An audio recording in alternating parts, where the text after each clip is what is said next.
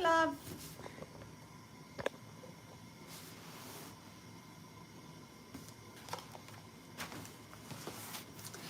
Happy Thanksgiving.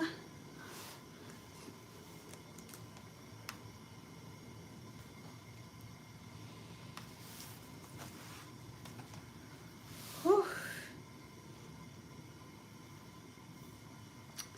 Today I'm home. I'm so happy. I have today and tomorrow off.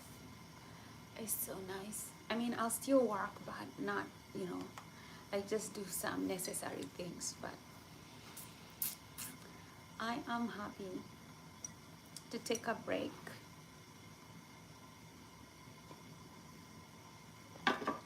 This year is coming to a close and I am happy. I started off this year. I didn't have a job. I was overweight. I still have scoliosis.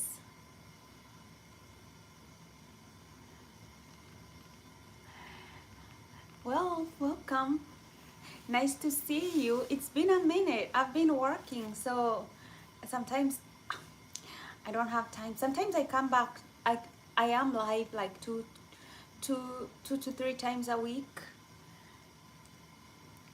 It's very hard to do it like every day of the week.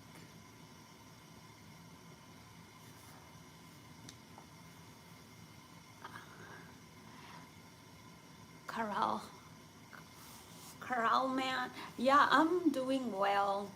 Life is good. What else? What has been happening? Nothing much really. Just work. Waking up, going to work, coming home, going for therapy, physical therapy, working out. I'm in that loop. Today is Thanksgiving. And it's nice to remember the year, the way it has been. I am grateful to be here, to be alive, to see another day. It's a gift, and you never know, you never think life is a gift until you have like hours to live or weeks to live or months to live, or the doctor gives you some scary news, and then that's when you're like, oh, what have I been doing with my life? How have I been doing with my time? And most of us never have that experience every day, but people get diagnosed with cancer or something every time, and they're given weeks to live or months to live. And if you're in good health, that's something to be grateful for, that you haven't received such news.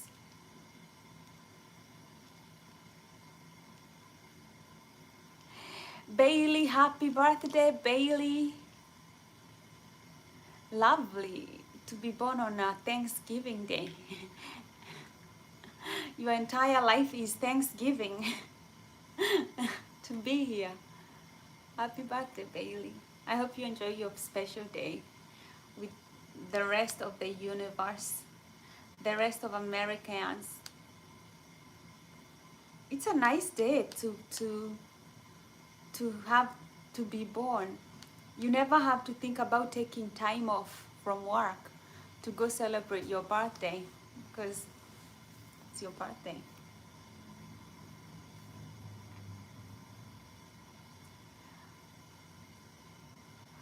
Russell Nicholson, shout out to Russell Nicholson.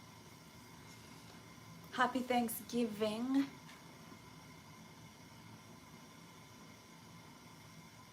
Trevor, happy Thanksgiving.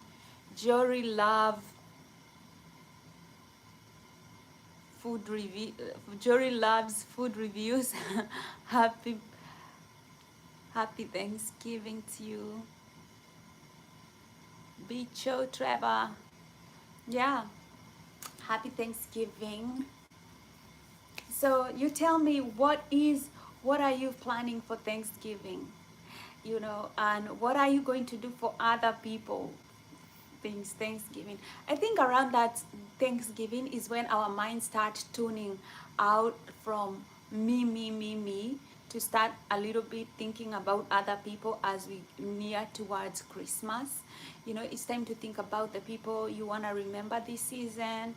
Um, I usually help my sister because she runs a children's home in Kenya. So I donate to those children because I grew up in an orphanage and they are in an orphanage. So I like to turn my mind towards, you know, kids that don't have parents, that don't have, you know, people caring for them. Maybe you want to turn your mind towards animals or animals that need your support this season, or you want to turn your mind towards even the sick, people you can remember or people you can visit in hospital. It's the season to start thinking about, you know, those things. um, Loving other people who, you know, probably they don't have other people seeing them, validating them, being there for them. I think this is the season when we start doing that, you know. So make it count. Make this giving season 2025 count in your life. Put it in your journal. Those things, I know they sound like small things, but when you pile up good things in your life by helping other people, you pile up good karma in your life too. And you want to pile as good spiritual karma as possible, not just so that you can go to heaven when you die, but it's because it comes back to you. Yeah, like you think about giving. When the Bible says when you give it comes back to you, it says a pressed measure, shaken together and running over. So imagine if I was to put things here and I press them down, I shake them a little bit to create space and I press them down, and then they start running over. That is what giving does to your life. It brings it, you give, you receive more. The true test of abundance is giving. That's the true test of abundance. People who give are abundant in the fact that in their heart they don't live in scarcity. That there is a well of abundance there. So when we talk about abundance in spiritual sense, we talk about, are you okay giving, or does giving really hurt you? Because if you want to know if you're abundant in the heart, if giving hurts you, and I give and sometimes it hurts me, and that tells me that I'm not fully abundant. You know, like when I overshare, when I overgive and I start getting resentful, then I know that, I'm not abundant.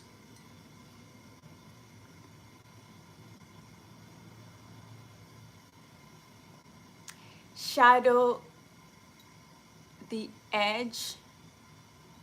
Happy Thanksgiving, Lani, and how do you say? Engel. Happy Thanksgiving. Thanks for tuning in.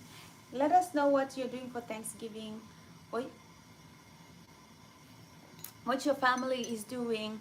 If you have Thanksgiving going on for you, I'm at home just relaxing and trying to do a little bit of work here and there, nothing serious.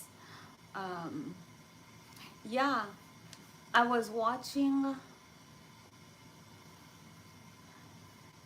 I know sometimes in Thanksgiving we remember, if you don't have family, sometimes you can remember, you know, hurtful things that your family has done to you.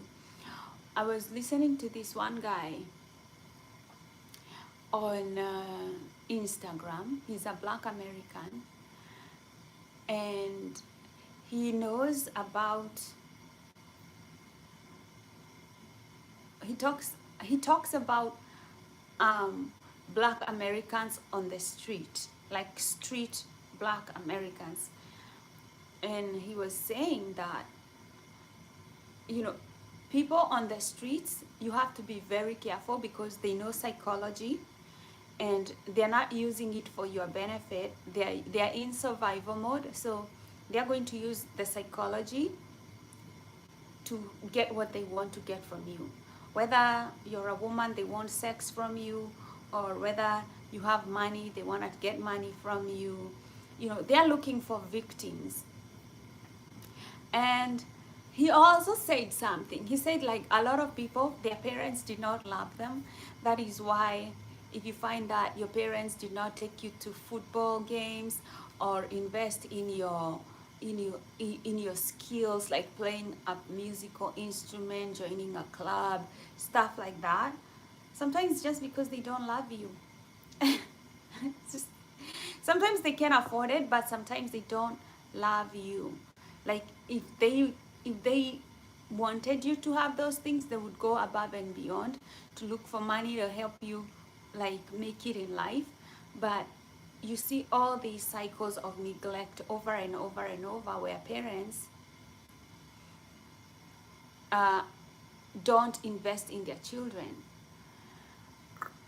Ryan Barton, what did the fish say when it hit its head? Oops. I guess. I can't. Um, so, like, and there's a lesson to be learned in Thanksgiving. You.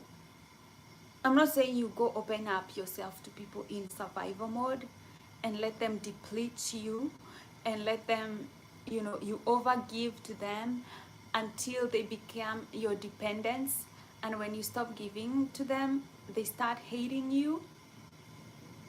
There are people, when you don't give them things for free, they start to hate you. Like they were entitled to your shit all the time. I've been in that kind of place where people ask me for a favor and I say no, and now they don't want to talk to me. Guess what? You are never ever going to talk to me anyway. So, giving is just giving. Like, you're giving from your heart. You're not giving out of force.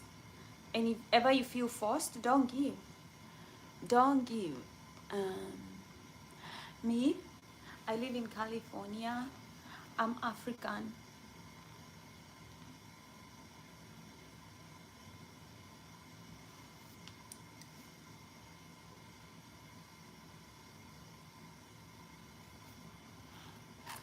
Antonio, happy Thanksgiving.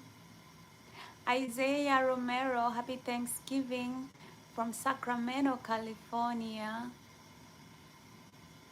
The Conquer, happy Thanksgiving. I'm a beautiful African queen for sure. And I'm not using filters or nothing, just makeup. I did my makeup good today though. I did my makeup good today. So don't overextend yourself. Don't let people in survival mode use you. People in survival mode will not love you. But give. Just guard your heart to the point where you can still give people. You can still give to animals or people in need and not feel depleted. It's good to have a joyful giving heart. I do need makeup. I need makeup. I'm not falling for that one. Antonio, I'm not falling for that one. I will stick with makeup. Thank you. Makeup, please. Lady, if somebody tells you you don't need makeup, that's a trick. They're tricking you. They're messing with you.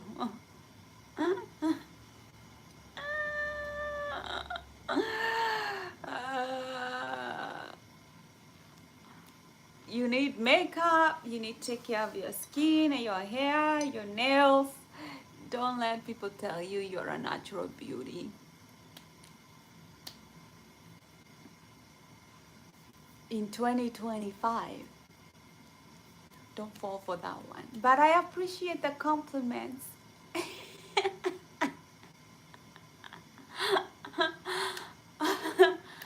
I appreciate you.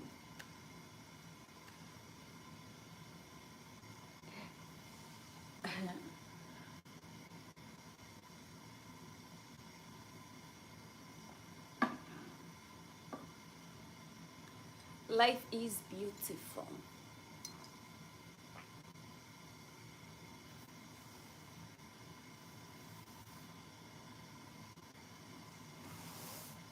Oops. Yeah. So, oh my goodness. So this week, oh, I like it when my bones crack because uh, my bones be getting out of place. Like my bones have been getting out of place, and my physical therapist has been cracking them into place. And I had this the lumbar cervical spinal part of my spine was not moving, but now it can move. I mean, I still feel like it could be a little bit more flexible, but um, it gets out of place, and then I get all these pains in my spine. But I'm doing well. Uh, Always get checked with your back. Your back will be something that you're going to feel when it's out of alignment. You're going to feel back pain as you get older because of the gravity always acting on your spinal column. That is why we get shorter as we age, because the gravity is always pressing down on your spine. So if you have back problems, it's a good sign of aging, but it's also a good sign that you need to start a better routine taking care of yourself. Abdu, Abduka Yamsuju Sab from Zimbabwe. That name is difficult for me to say. Abdu, uh, Abduke Yamjusab. Yeah, hi from Zimbabwe. I've been to Livingstone in Zimbabwe. Livingstone, Zimbabwe is one of the most beautiful places you'll ever visit in your life.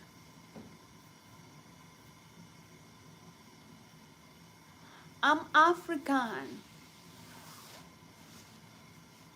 I'm from Africa. Oh, did you guys see that the the Hayali Gubi, it erupted, this this volcano from Ethiopia erupted, and it blew the volcano like sandy plumes into India. Now, what's amazing is that the volcano erupted over 42,000 feet up in the air, and this volcano is below sea level.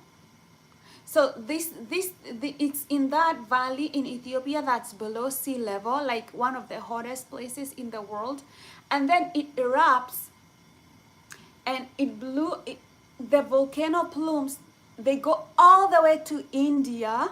This is kind of like unbelievable. They had to cancel some flights in India, like going to the Middle East, because of the weather. And now the dust is going to blow all the way to China. It's expected to reach China by Tuesday. Isn't that amazing?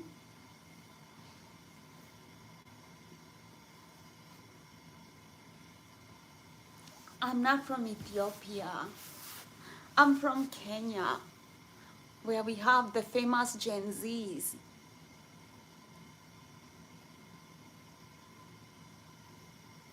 Yeah, that was so amazing. I never seen anything like that. Like that volcano, they say it has not erupted in 1200 years. Like whatever we are witnessing is something that has occurred once in more than 1,000 years. Isn't that amazing? Like every day something random will happen. Like this volcano has been dormant for over 1,000 years, and then all of a sudden, boof, it erupts and it spews like volcano plumes across continents. Like, just amazing. Just as amazing as the beautiful people from Ethiopia.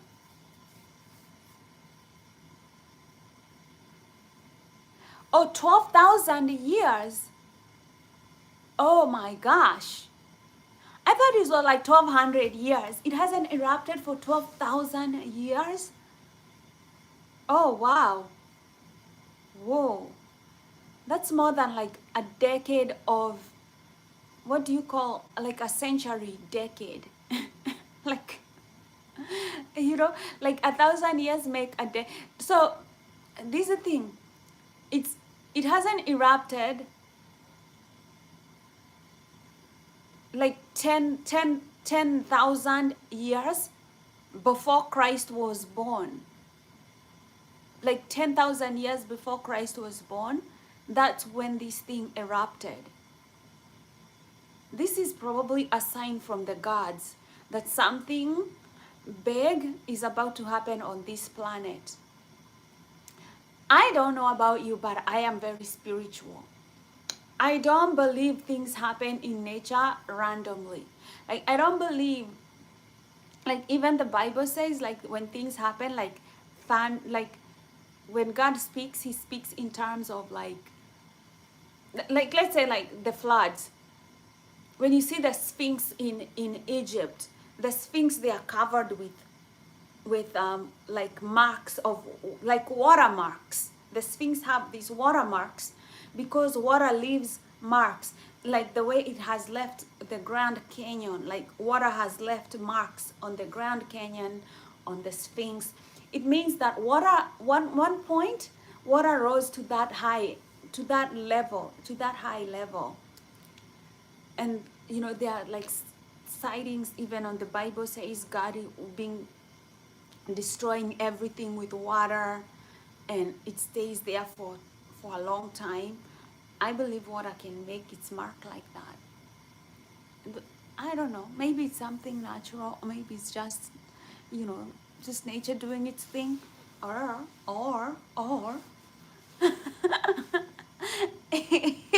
it could be something.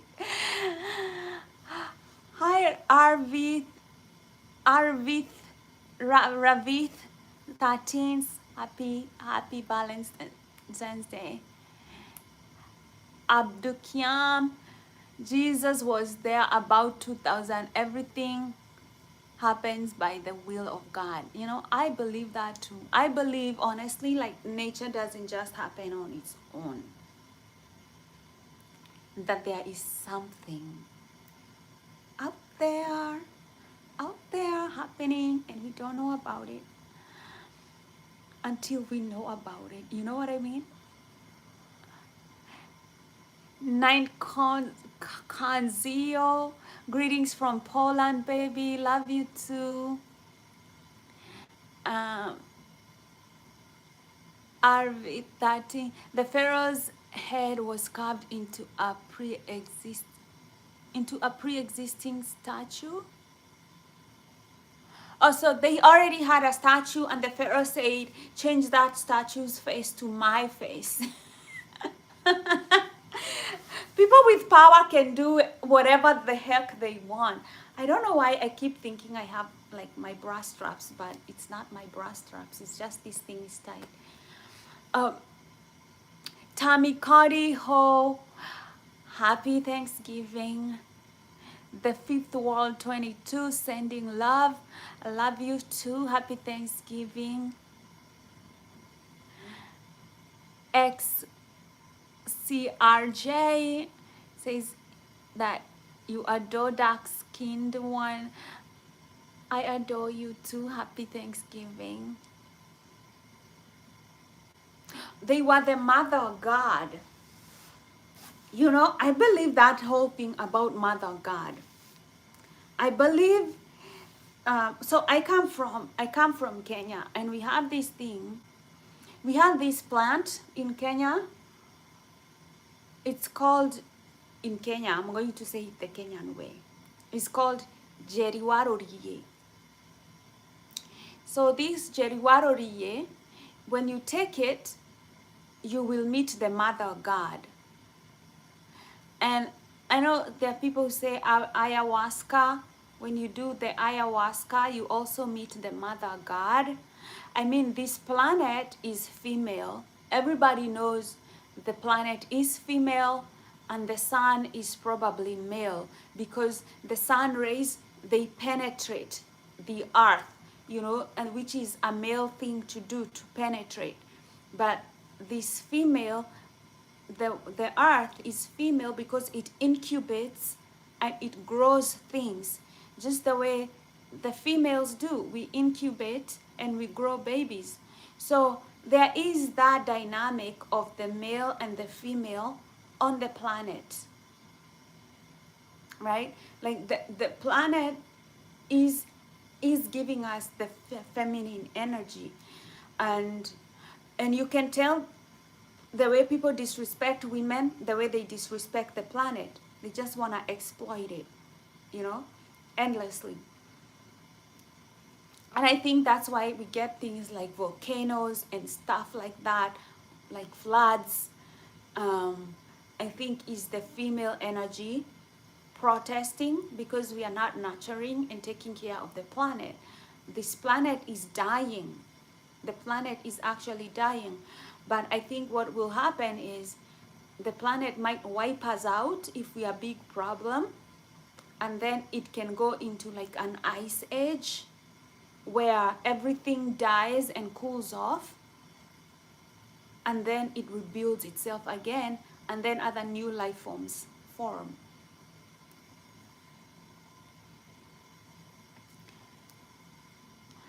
The fifth world, awesome info about Kenya. Yeah, the creation and birth technology, that is Mother Nature. Yeah, Mother Nature is powerful, and we are nature. We are, sometimes we separate ourselves from nature, which, because human beings, we kind of like have a prideful thing. We kind of forget, because of our ego, that we are not invincible and we will not live forever, and we will return back to the dust we came from the earth we shall return. Nobody comes here alive. It doesn't matter how much money you amass, how much fame you get. You are humbled by the fact that you are a mortal being returning to dust. None of us, none of us, the president, the queen, none of us gets out of here alive.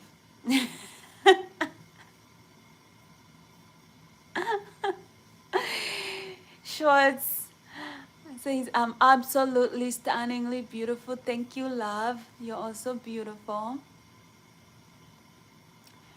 Clint Perry says, I'm pretty. Thank you, love. Happy Thanksgiving. Abdul, there will be a time when these disasters will happen more frequently and it will cause terror amongst people. Scary times ahead. Well, we are starting to see them. Our planet, I don't think our planet has ever been peaceful. It's not, we can preach peace all the time, and I think we should preach peace all the time, because the human brain is shaped by what we decide is important to us. We are shaping the world with what we believe in, and with what we tolerate, with what we want to defend. So if we ever think that peace is not something valuable, we will not want to defend it. And then we just create the chaotic world that we want to create. And I think a lot of people don't believe in spiritual things like teachings. When we say peace is better than war, there are people who absolutely don't believe that. They would rather be the ones causing fight and looting from other people than the other reverse. which is most people, so they do it preemptively. That's why we have like whatever's happening in Sudan right now.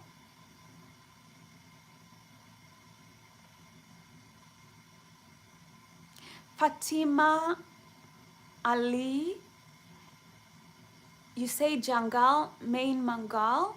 What's that?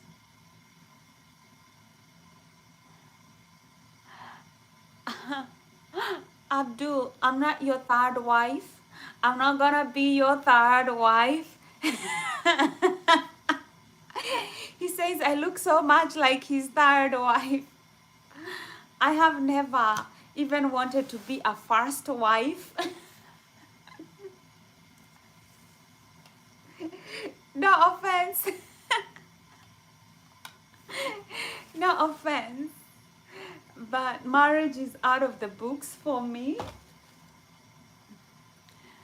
I came to the realization that I don't need to get married.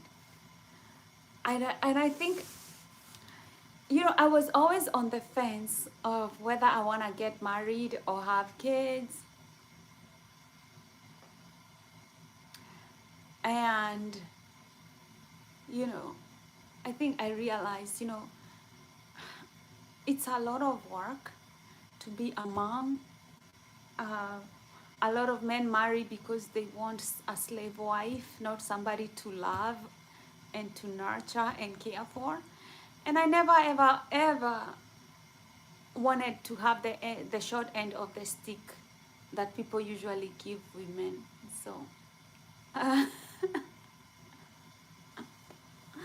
I'll just enjoy my life and watch you guys struggle with marriages, raising kids. Yeah.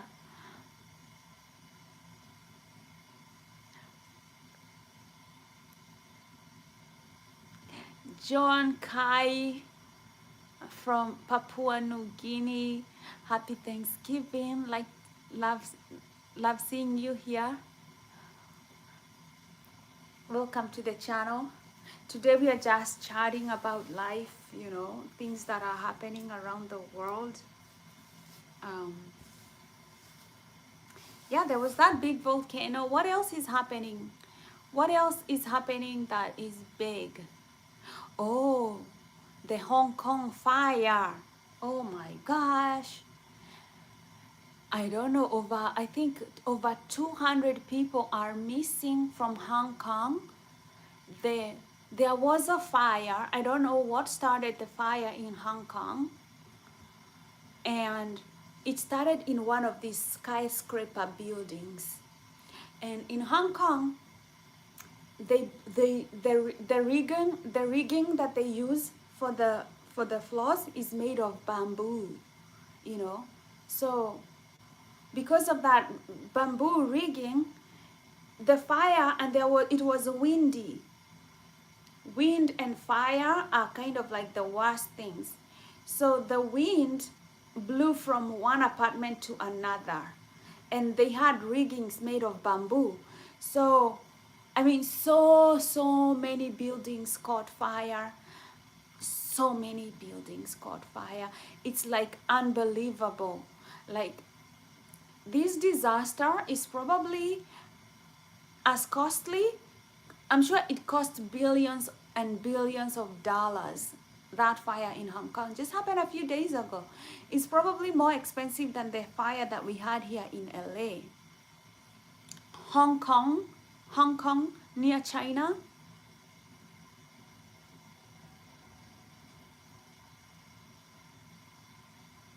Yeah, yeah. I'm not married. I'm not getting married. I'm not ever going to get married. I decided it's not. No, I'm not in Hong Kong.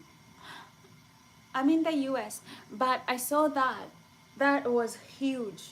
Like, I'm just talking about like huge, huge things that happened. Where's my other phone?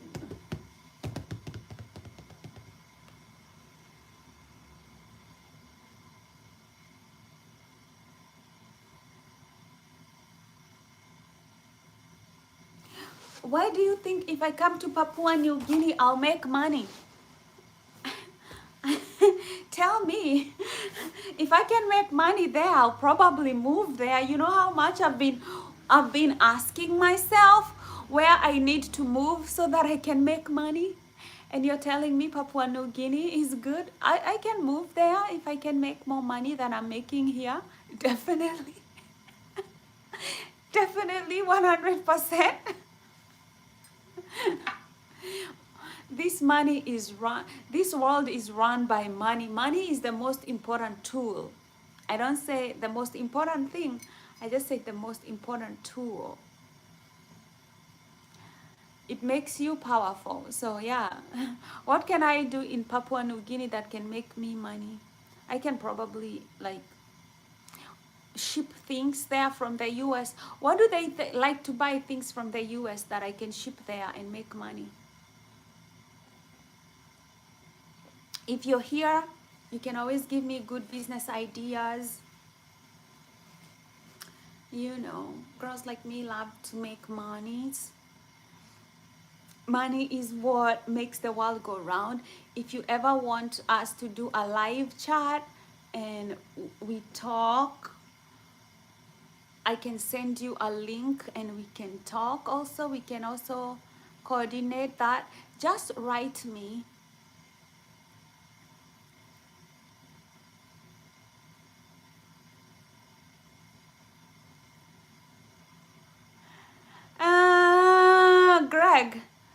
Gregory Cubs, nobody is hosting me.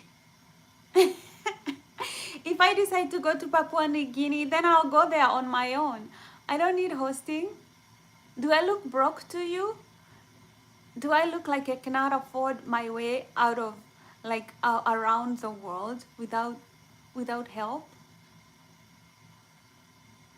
I go to places all the time. I pay for my own driver. I pay for my own hotels. I pay for shit on my own. Don't look at me and think like I'm broke. Do I look broke to you? I have a job. I work. Do I look like I'm on those, like I'm like those OnlyFans people?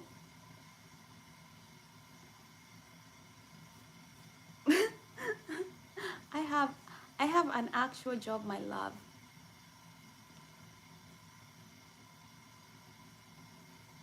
And I don't depend on a man for a living. I go to work. I work for my things. I may not have a lot. Look at my place. It's a little humble, but I manage what I have.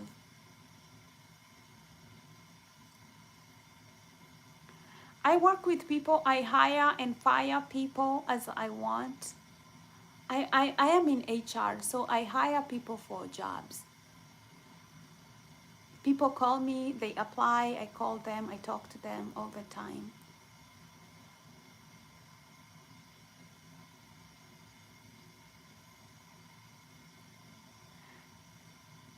What do you mean you're a simple man?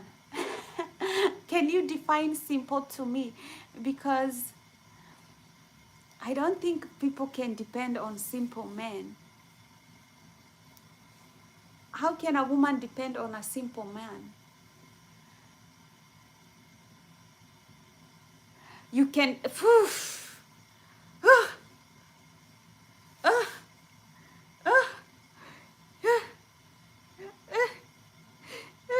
you're giving me a heart attack. You depend on me? Me?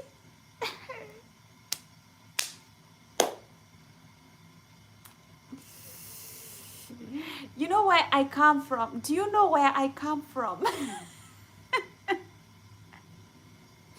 Do you know we are one of the most expensive brides in the whole of Africa? Women from my tribe are one of the most expensive brides in Africa. What that means is you don't depend on that woman. You are responsible for that woman the way you're responsible for your child. I don't understand. I don't understand.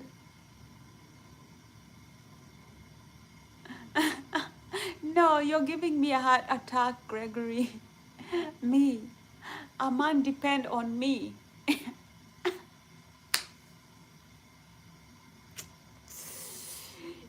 If that man is not my son,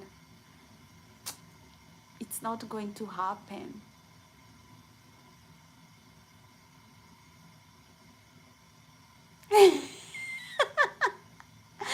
Chess is like, you're entitled.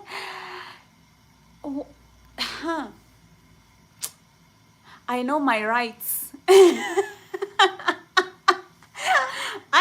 I know my rights and I know my place on this planet as a woman. This is the fact that men even hate women that take care of them. Men literally hate women that take care of them. So call me whatever you want. Entitled, I don't care. I depend on men, not the other way around. If I'm in a relationship with a man, he is not depending on me. I would be depending on him. Not that I'm looking for anything. Let me see what I missed.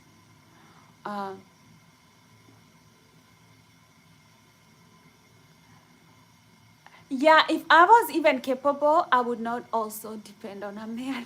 I would not, even if I was capable of taking care of 1,000 men, I would not do it.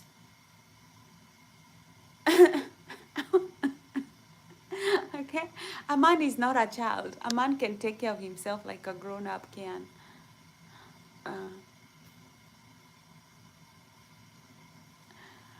I would never, oh, human trafficking in Papua New Guinea? Are you talking about that, Schwartz? Gregory Cabs is like, I want to audit my pockets. Better do auditing.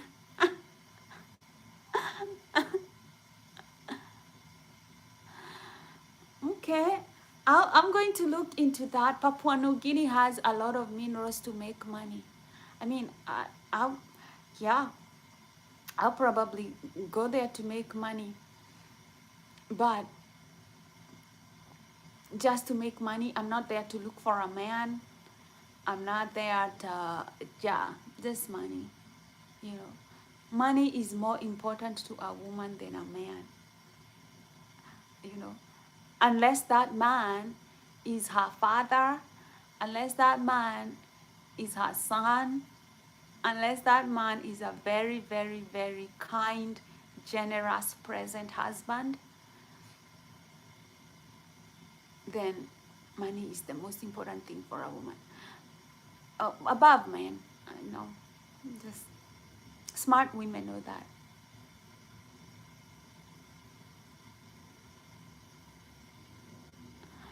Gregory Carl, you're short. Short is not an issue. Why do you think there are short men around? They survived evolution. Short is not an issue. Men should never worry about their height. Men should only worry about money and being kind to a woman and being generous and being present. Those are your problems. If you're short, what are you going to do about your height? Nothing. It should not be a problem. If something is an issue that you cannot deal with, then it's not a problem. Change your focus. I always say your attention and what you place your attention to is the most important thing. If you're short, nothing you can do about your height. So that should never be anything to focus on. You never focus on things that you cannot change. It's like me sitting here and wishing I was born a man. There is nothing I can do. I was born female. That is not a problem to concentrate on. A man should never ever worry about his height. Anything you can change about yourself is not a problem. Now choose a problem you can change. Yeah, be like Zacchaeus, short with money.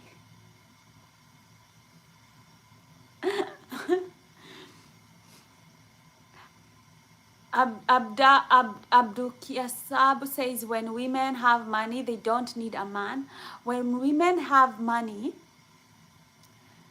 they don't need a man who is lazy, who is abusive to them, who does not listen to them. Like, they don't need that kind of a survival mode man.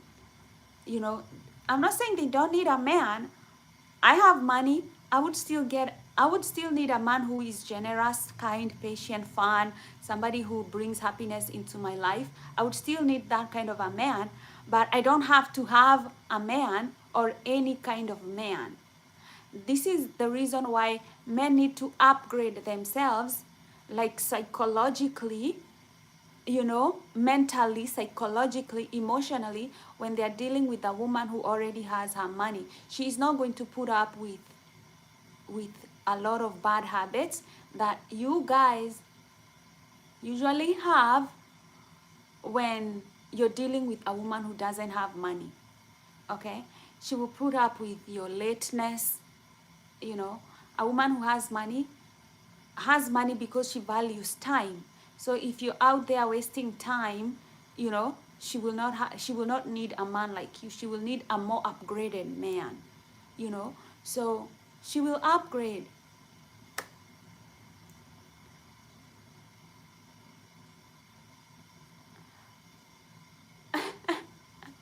The Macrib is back. Gregory is saying like like I'm talking about him. No, I'm just saying it's like these red pill men.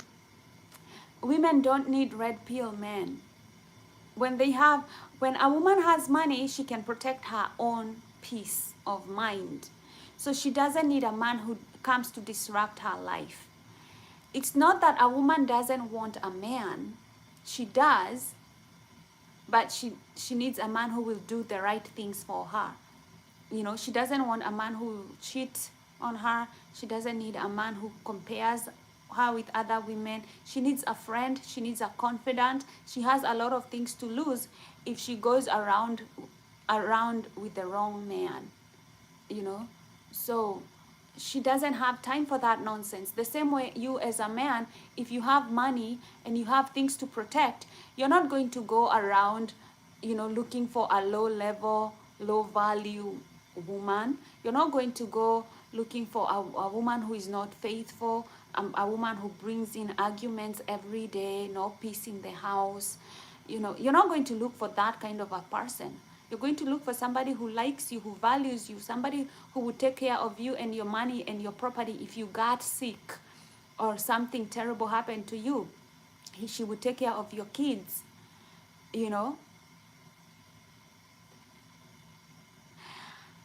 Ali Roberts, happy Thanksgiving, happy Christmas, happy everything, my love.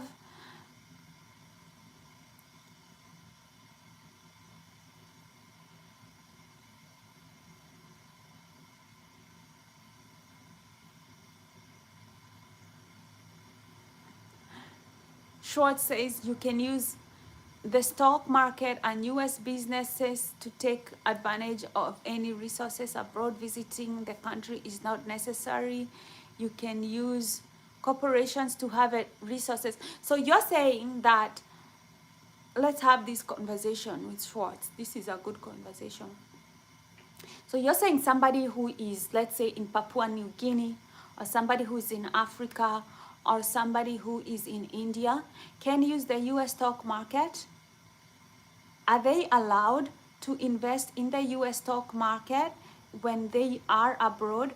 Because I know some of the US stock markets, let's say like Vanguard, they will ask you for a social security card so that you can open an account with them. And then linking your bank account, you can also link your bank account. So are you saying that people can when they are abroad, they can use the US stock market to make money, to invest in the US stock market? Or maybe it's part of an international fund in their country's portfolio, and then they can use that international fund and invest in the US stock market, because the US stock market over time has been the most productive stock market in the last 100 years. So it's a benefit for people out here to know if they can use the US stock market to invest if they are abroad. And then let me ask you, how can somebody in the outside of the US take advantage of US businesses and resources? Maybe you're outside of the US, you can still market. You can open an Amazon account and start selling things to the US market with an Amazon account. You could even put things on Amazon FBA if you are abroad, and you can sell things to the US market from Amazon warehouses where you put your stock there, and then the Amazon people will just ship it to your clients if they buy from you. So that's one other thing. Yeah, he says visiting the US is not necessary. Ashwin Bruce watching from England. Happy to have you here. Hi, beautiful girl. Hi, Fencing 2025. Hi. Thank you, Styliana. Styliana. Yeah, Lori. Nice to see you on this channel again. I've never seen you. That name is new. If you are a US citizen, you say oh, okay. Oh, all right. So you're saying if somebody is a US citizen, they can, yeah, even if you're not a US citizen and you have like a social security card, you can still invest in the US stock market for sure. You can still open a Fidelity account, open a Vanguard account. What else, what other accounts shorts can they open so that they can start investing in the stock market? If you're thinking about investing in the stock market, to be honest, let's talk a little bit about it. A lot of US citizens, they have this stock market, but they don't even take advantage of it. And the problem is they get scammed all the time. Like all those guys who invested in the Trump coin, they lost money. You know, I just read the other day that everybody who invested in the Trump coin or those Bitcoins, they lost money. And Americans, because I don't know, the naivete is at a very high level. I see people saying, oh, I'm investing all my assets in Bitcoin. You know, they want this quick money. And I always like to tell people, like, that's not the way to go in the stock market. In the US stock market, it's going to punish you. It's going to punish you if you're not a long-term investor. If you're looking for quick fixes in your finances, instead of using traditional methods, conservative methods of saving money, investing in the long-term plans, you're going to be a very good candidate of people who are you're going to have to become a very good candidate of people who are trying to take advantage of other people.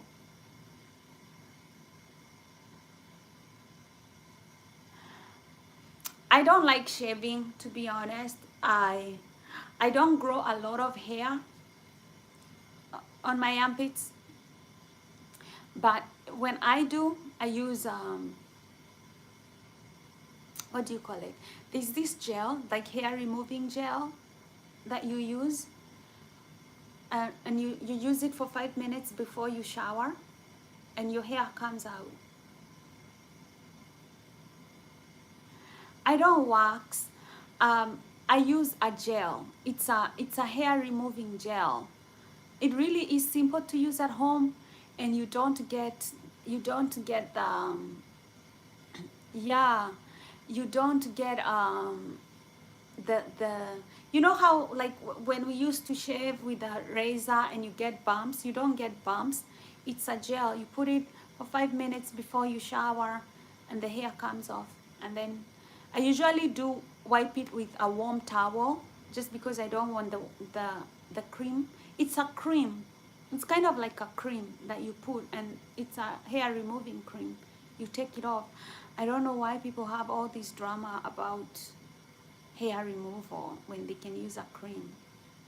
I don't need all this waxing. I want, um, I don't know.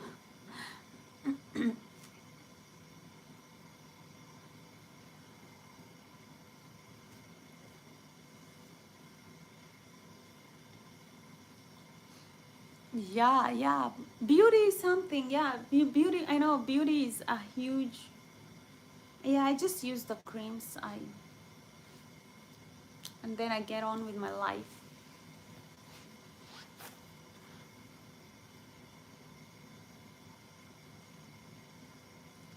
I do use Ayurvedic hair products, Ayurveda um, for hair.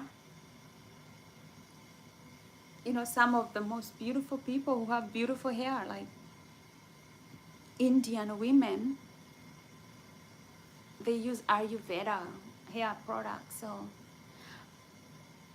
I believe in that whole. I love Indian culture. I do like. There are lots of things that I have taken up in my lifestyle that are Indian culture, like hair care products. I've also taken up yoga.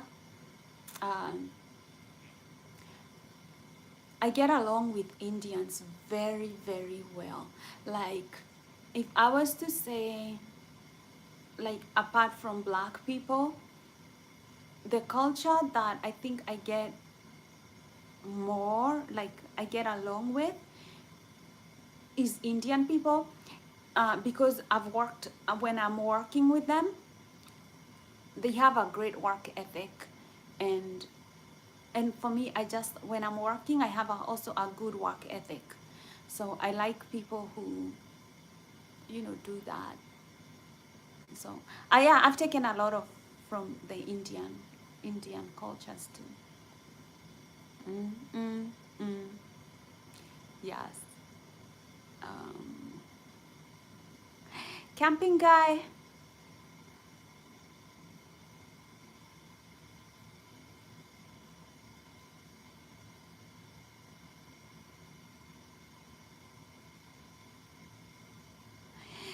Yeah, yeah. It's easy to be, like, honestly, to invest in the US stock market if you haven't and you're in the US and you're a citizen. It's just because you are ignorant and you don't want to learn anything. Like, um, there's so many books. You can buy a book. Like I always say, you can buy the Little Red Book of Investing. You can buy Bogleheads. That's a very good book for investing. These books are written in 8th grade level of learning. 8th grade. So you can say that investing is too difficult to understand. Investing is probably the easiest thing to learn. Easiest. I mean, if you can learn 1 plus 1, you can learn investing. It's not that hard. If you know how to use an iPad or an app, you know how to open apps and click buttons, you should be able to do investing. You know, and if you really don't know how to do it, buy my class. It's $49.99, posttraumaticbliss.com. I teach people investing for free in that class as a bonus. But the really lesson that I teach there is how to get a hold of your mental health, how to start living life like joyfully from the inside. Um, I do that. I'll do that for free. Because I love to see people who have been underdogs rise to the top. Life is about confidence. It's just about confidence. I am into fragrances. I mean, I like to smell good. Don't worry. It's just me. I like most of the fragrances that I have loved are French.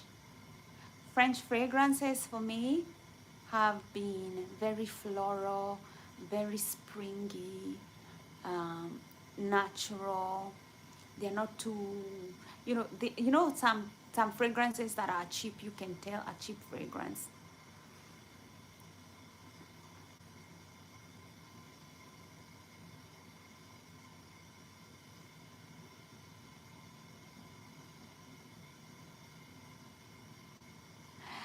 I'm more into Tory Burch. I like Tory Burch. I mean, Chanel is good, but I like Tory Burch. Um,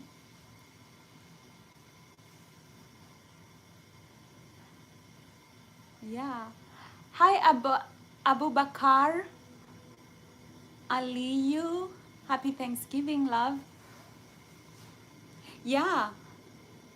I don't know about these Hermes. Yeah, but I have heard about Dior, Chanel, and Givenchy. I just like Tory Burch. I don't know. It's been my fragrance, been my smell, the scent that I like.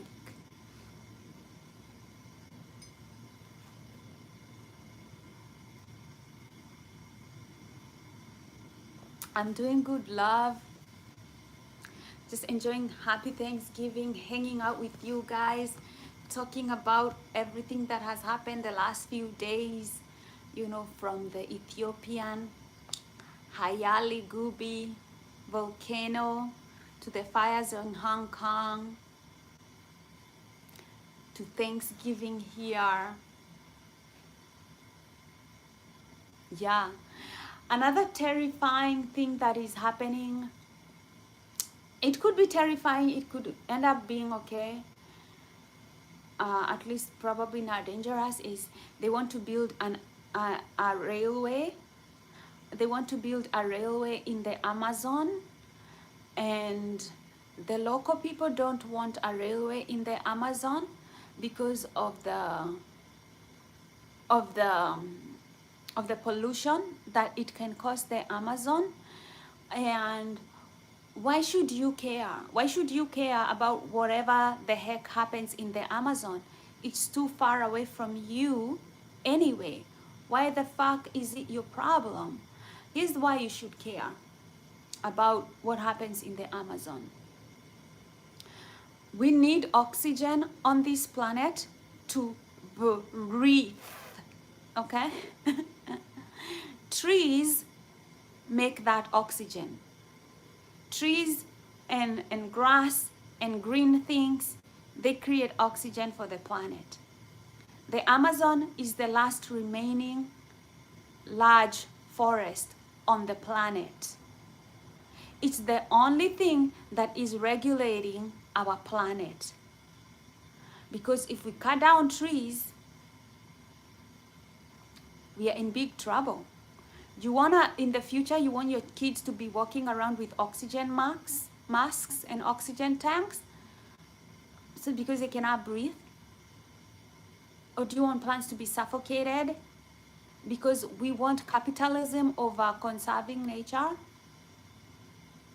Yeah, that's why you should care. Whatever you can do, say, conserve the Amazon. That's the only good answer that you can have.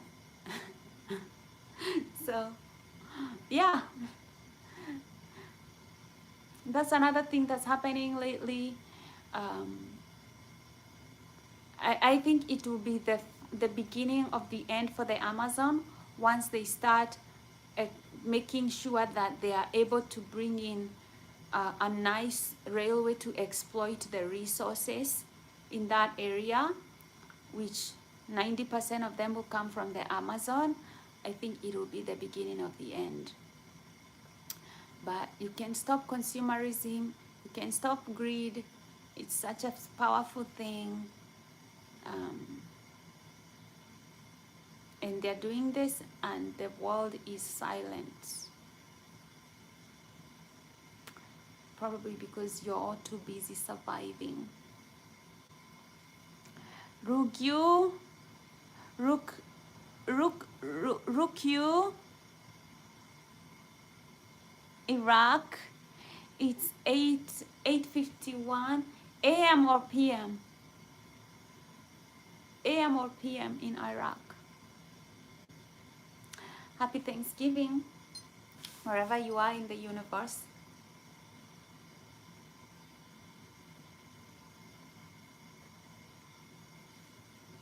Yeah, that's all that's happening in the world, I think, lately.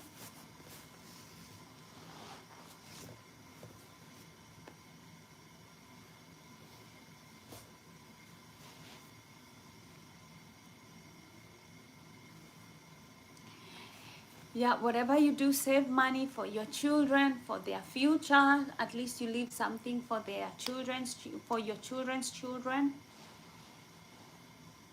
Because if you're out there having babies, you should be out there saving money and helping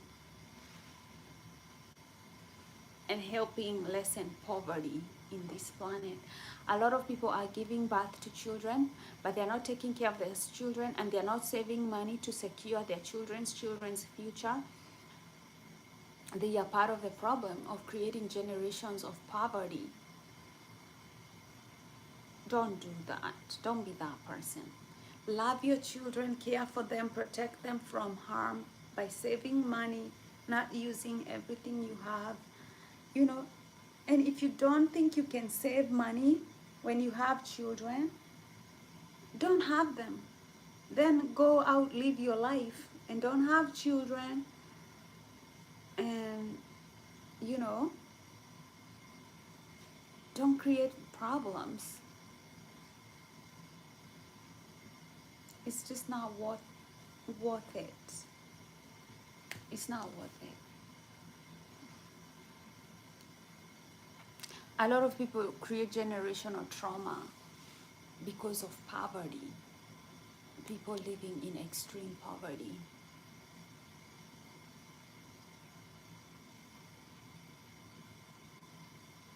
Be mindful of your sexuality, you know. I guess that's what I'll say the last point as I end this live stream. Hi, Josphat.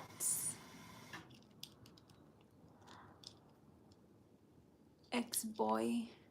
Fencing 2025. Manu United. Hello. Somebody was saying that when men are dating, they are looking for a woman to exploit in that moment, whatever they need in that moment. And that was a woman.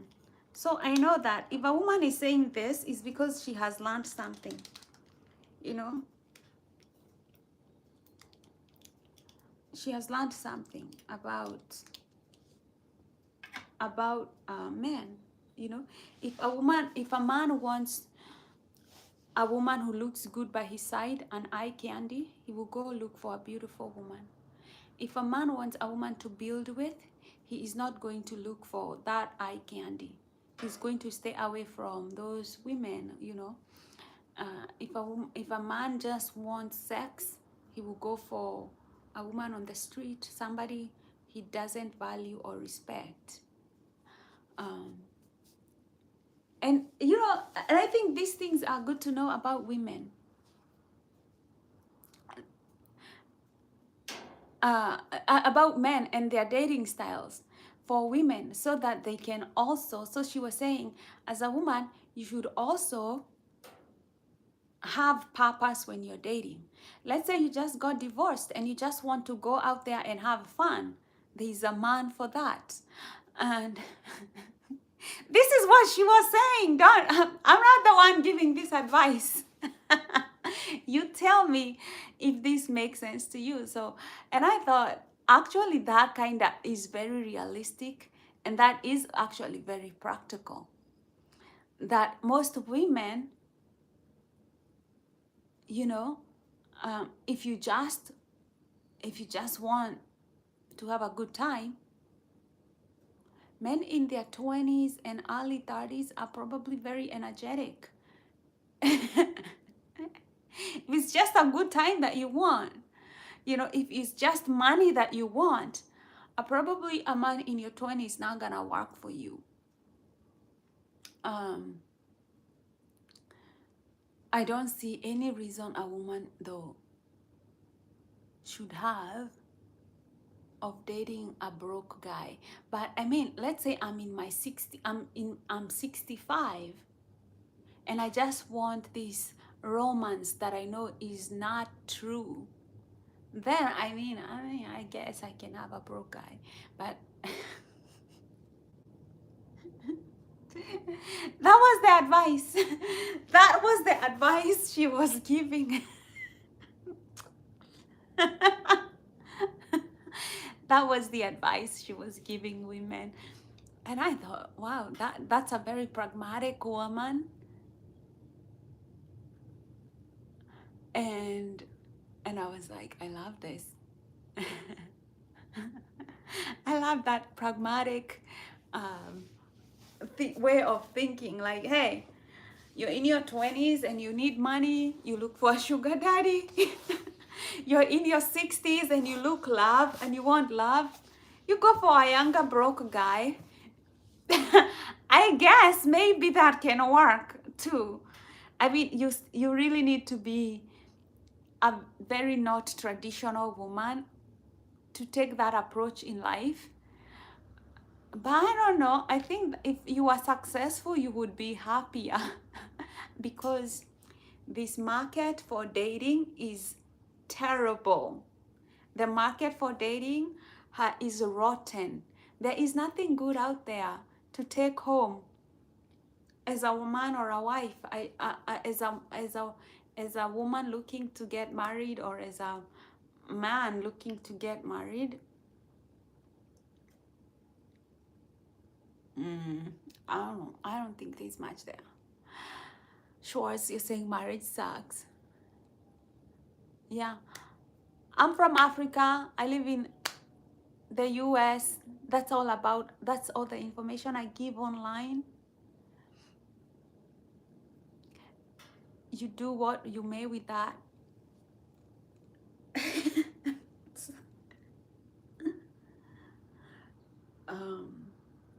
So yeah, tell me, how are you dating? What's your approach to dating? There are people who say, yeah, just become pragmatic. If men go looking for women to suit their personal needs, as a woman, you should probably just be having the same exact strategy when it comes to dating. For me, I prefer my peace of mind. I decided dating is not for me. I can live the rest of my life being single. I'll probably get a cat and a dog once I feel like I don't want to travel as much. Because you have to be home to take care of your cats and your dogs. So if you're traveling a lot, you don't do that. So once I get, or once I make good money and I know that I can always pay somebody to come and take care of my pets when I'm not around, then I'll do that. Short says marriage sucks. It's not necessary. I never ever thought it was necessary personally in my life. I never thought it was a necessary thing for me to have to do. I don't know. I leaned more towards my own personal agency and my own personal independence, because growing up in Africa, I realized earlier on that I could not rely on men, and I had to think about relying more on myself. Because if you're getting married, it's important that you get married to a partner that you can rely on, like somebody you can trust, especially when you have kids. I know, right? I am so dark. I love melanin. Well, if you hate me, you have the prerogative to hate whatever you want. So because you hate me, you don't exist to me. You can go do you. Bye. Yeah. Somebody comes here and they tell me they hate me. I block them.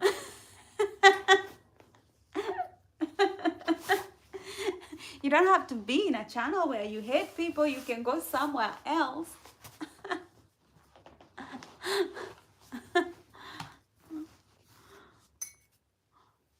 Go where you are. We go where we are loved, you know.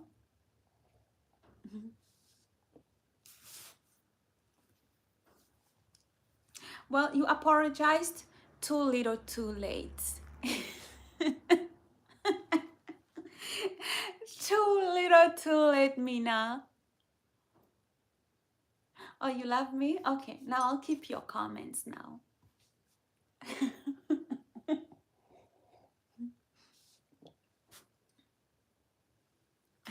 Now we are friends. Hmm.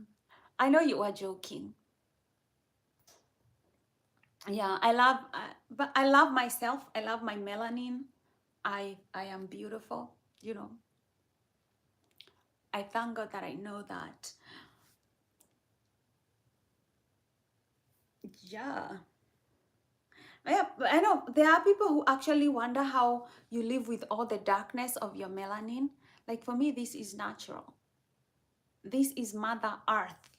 This is Mother Earth, and I look just like her. Natural, godlike, angelic, you know, like we black people, we see beauty where other people don't see beauty. We are just unique that way. We love dark skin, we love melanin.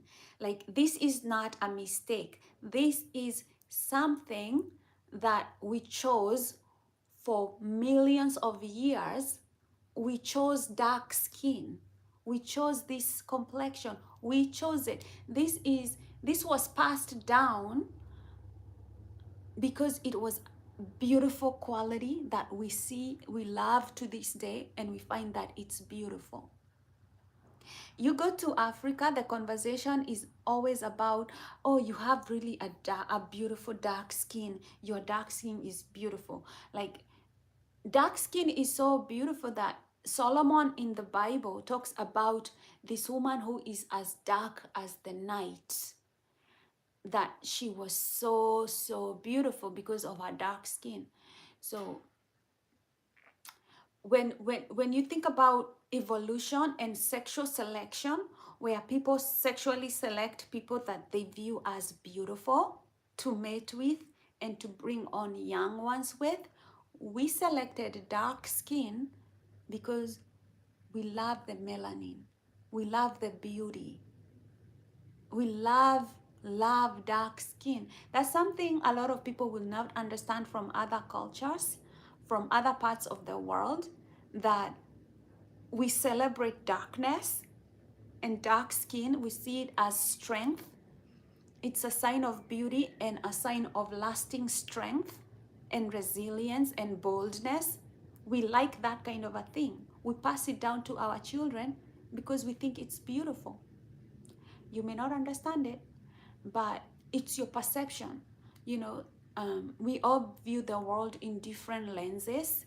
You know, it's like if I gave you like red sunglasses, you would see the world as red. If I gave you blue sunglasses, you would see the world as blue. If I gave you yellow sunglasses, you would see the world as yellow. We all have different perceptions colored by our beliefs, our culture, our way of seeing things. So I understand that you may not think black skin is beautiful. I understand that 100%, but I think it's the most beautiful skin. So we can all sit here, disagree to agree, but we are all living our lives. So I believe I am beautiful. I I I see beauty in dark skin. And I'm not saying that I don't see people with lighter skin as beautiful. I think they are beautiful too. For me, I think I like to see the different flavors of life, you know, but I am 100% happy in my skin. If I was to be born a million times, I would still choose this very complexion that I am in. Like, look at it. It's glowy, it's beautiful, it's earthy, like very, very, very healthy, very healthy. you know, beautiful, goes on, matches with my clothes. I mean, I would not, I don't understand why people have a problem with dark skin. I will never understand it, but I love it.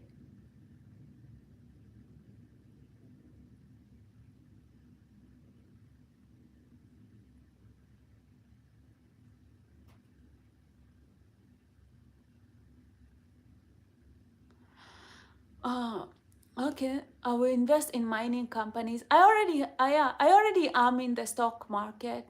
I'm already invested. I did business in my undergrad, so I'm already invested like in the stock market. I'm not, yeah. Yeah, and I do have some ETFs that that kind of span across like the base, when I mean the base market, I mean like manufacturing, mining, transportation, like I invest like in the base. Yeah, Minar, I know.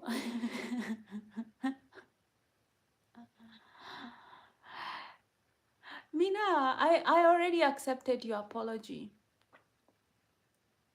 In fact, you did not have to apologize at all. I don't carry negative energy.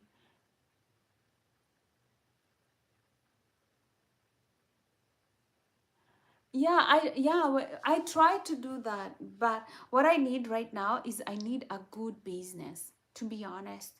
I need a good business. I know I have this YouTube channel. This channel is not monetized yet.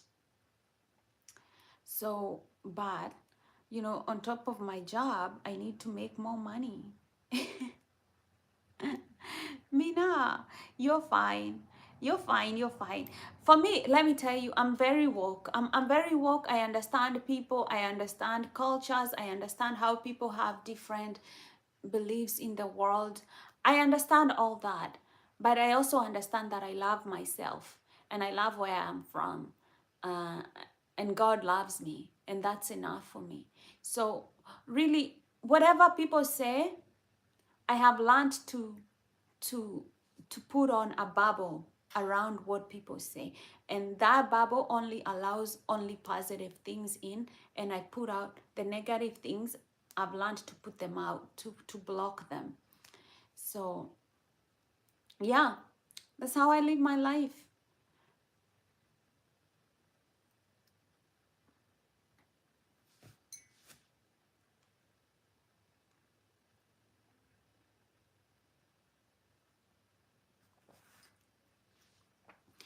Yeah, so investing is good.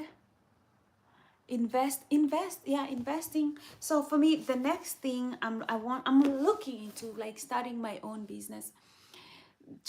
Being employed is good for a while. In this market, being employed is good for a while. um but there are challenges in being employed. The fact that you know employers are doing their own businesses, they also want to make a profit, and you are part of an expense to them, that they need to cut costs on. There's always that conflict. Yeah, so I wouldn't say that my job makes me enough money to where I can just buy whatever I want. I have to budget things. Like if I want to buy something new, I have to figure out when I'll buy it and how to save money to get it.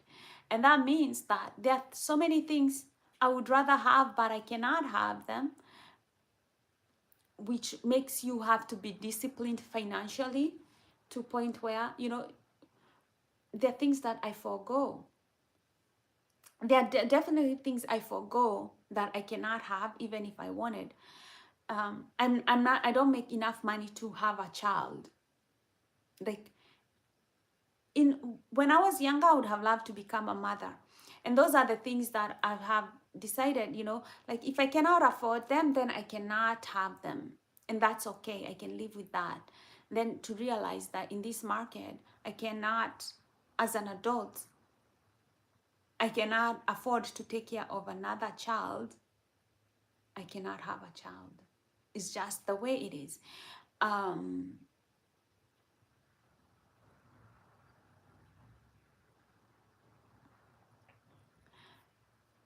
Your hair is beautiful. Always remember, your hair is beautiful, Minal. Whether straight or curly, your hair is beautiful because you decide it's beautiful. We have all the power to decide things. Well, only you can decide what is beautiful for you.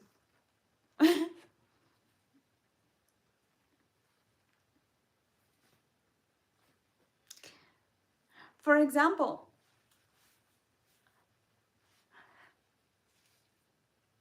you decide your type, right? For me, I decide the type, even when it comes to my relationships. My type of people are the people who like me. Like, that's my type. I decided that a long time ago, right? So you decide your type. Anyway, back to finances.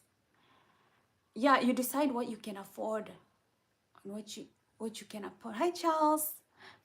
Lovely to meet you. Happy Thanksgiving. Hi, Minal. Happy Thanksgiving. How do you say your name? Mina? Mina or Mina Hill? Minayo?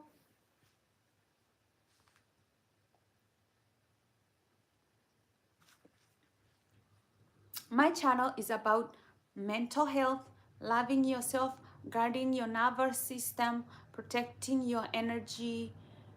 I call it post-traumatic bliss. If you've suffered any type of trauma, let me know. I'm a guru. I know that 100%. You know, there are things about you that you know about yourself. If you need good mental health, if you're suffering with good mental health, I promise you, I'm the guru. You'll hear a lot of noise out there on these streets of the internet. And sometimes it's hard to get the right teacher. But I tell you, I share my experiences. I tell you, I've been through shit, so I know what I'm talking about. If you're struggling, join this community.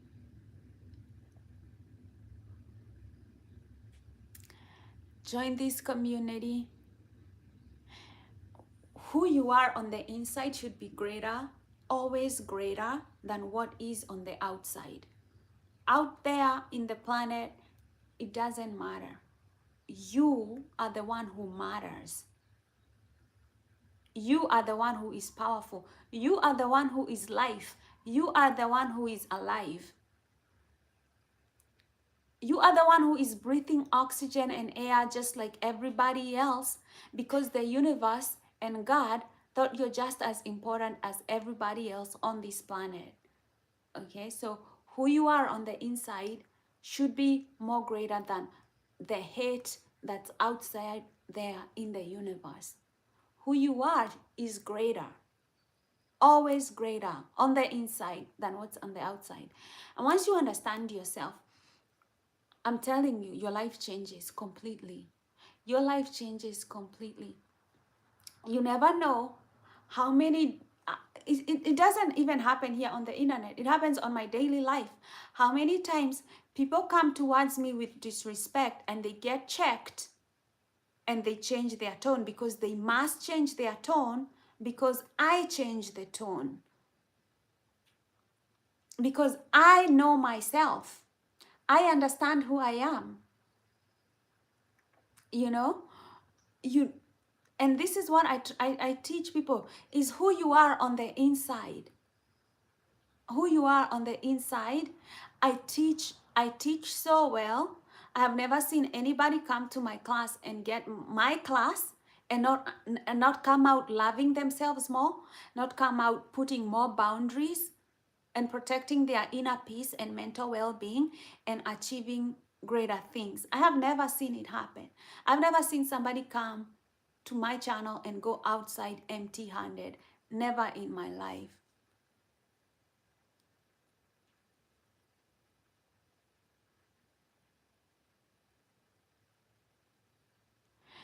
Yeah, Michelle, I think about it different. God and the universe doesn't care about people, so I make it my mission to care. I believe God cares about the universe, but I believe God gives human beings the free will to do whatever they want. The Bible is always warning you about the world. Like in the Bible, for me, because I'm a Christian, the Bible is always warning Christians about the world, telling you that the world is not a safe place, warning you that the world is not always going to be nice to you, always going to be kind to you. Is the Bible is always telling you the truth about the situation the way it is. And that's why it's telling you to be greater on the inside than on the outside. Because if you're the kind of person who goes with the wind, it blows this way, you go to this way. You go, it blows this way, it goes this way. Life will seem chaotic, right? But if you are like a tree planted by the water and you're evergreen, the winds come, they bend, you're still strong. They blow this other side, you're still strong. It's who you are on the it's really who you are. Every finger should be pointing at you like this, the way it's pointing at me, not at the world, like me, who I am. That's who matters in the inside. Um,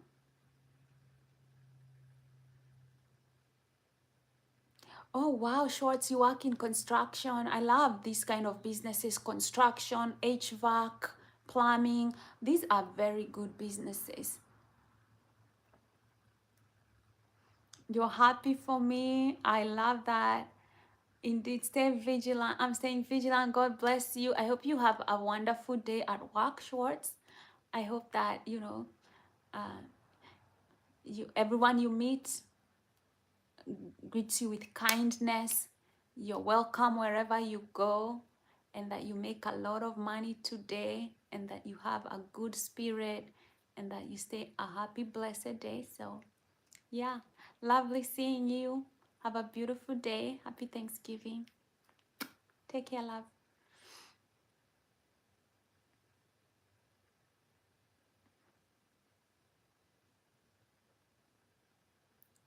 Yeah, Misha says, uh, I am an agnostic, but I follow the golden rule of Jesus. Treat people how you would like to be treated. Simple like that. I honestly believe in karma too. And I think karma is another way of saying that. What goes round comes back around. Whatever you give out, it comes back to you magnified.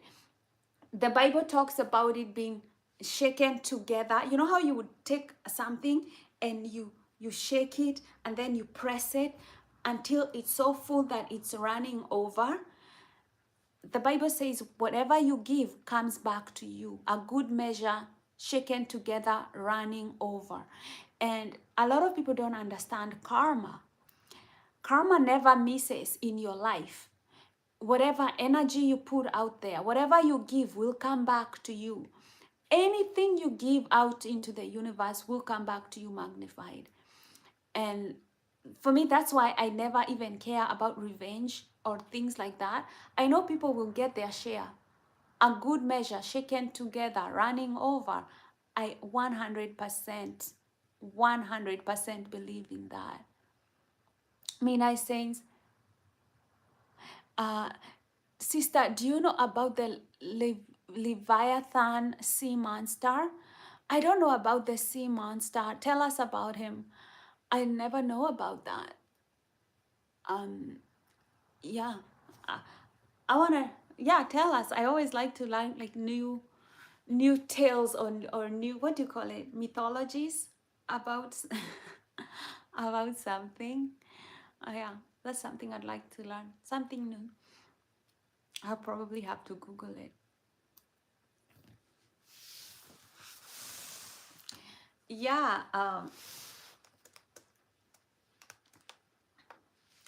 life can be beautiful.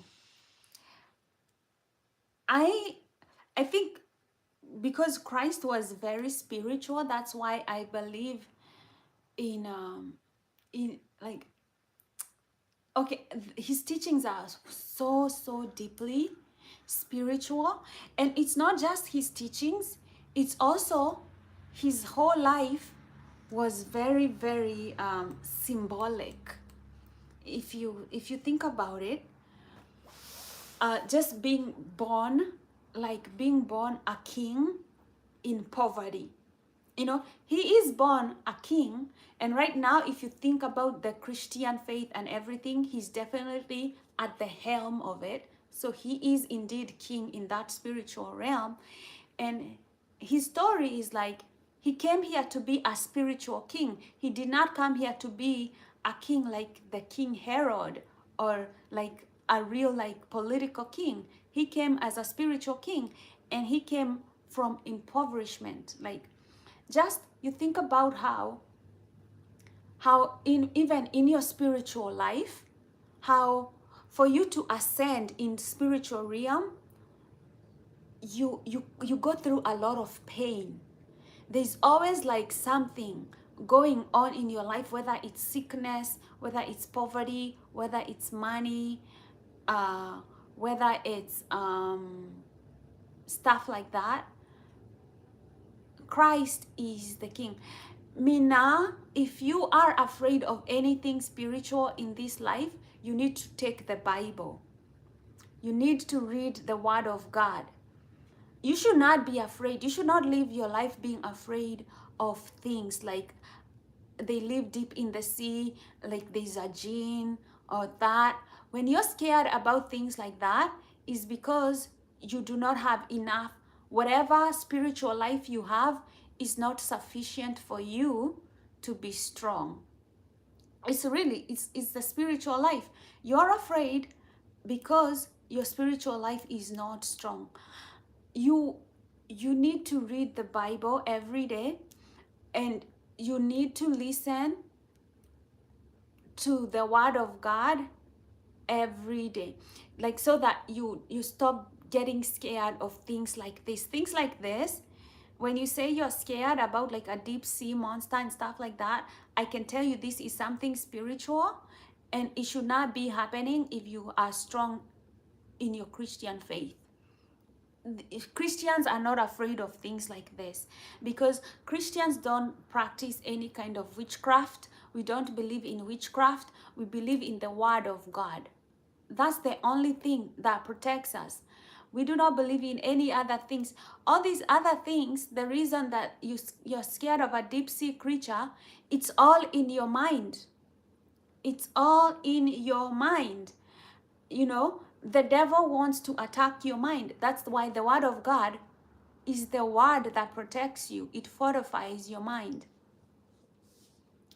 Yeah, if you are a Muslim and you're afraid of deep sea things, and you're scared of these kinds of things, what that tells me is whatever you're reading in your Muslim faith is not protecting you.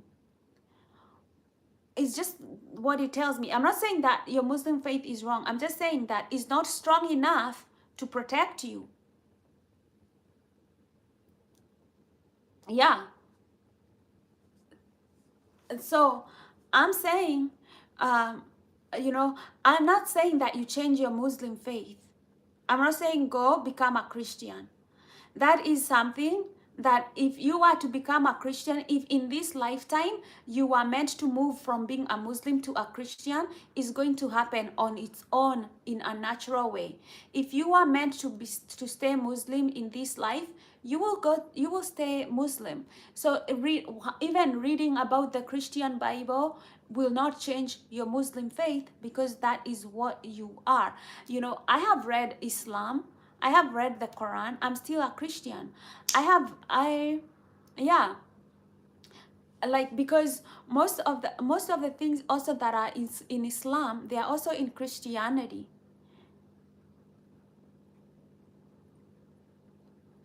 There is only one God. This is what I believe. There is only one God. So when people say somebody is Muslim or somebody is Buddhist, somebody is like, how many gods do you think there are? Like, if you believe there is only one God, how many gods do you think there are? Like, if you like, what kind of God do you think Muslims are worshiping that is so different from what Christians are worshiping if it is only one God? um, what kind of God do you think like Hindus are worshiping if you believe there is only one God, right? It means that if we are worshiping something, there is only one. If there is only one Allah, if you believe Allah is the only God and there is only one, you don't believe there is another Christian God out there, do you? So if Christians are worshiping a God, it must be the same one. Or how do you make sense of it? Like, I'm curious. Like, how do you make sense of it?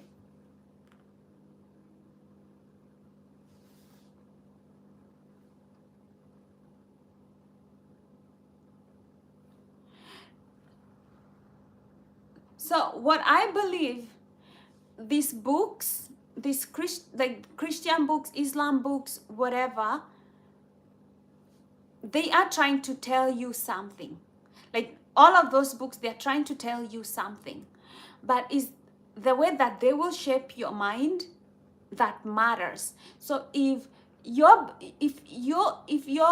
being shaped by something in your mind, something is shaping your mind, and you find yourself to be afraid, why would God make you afraid? Why would God make you afraid of a sea monster? Why would you be afraid of a sea monster if God is protecting you?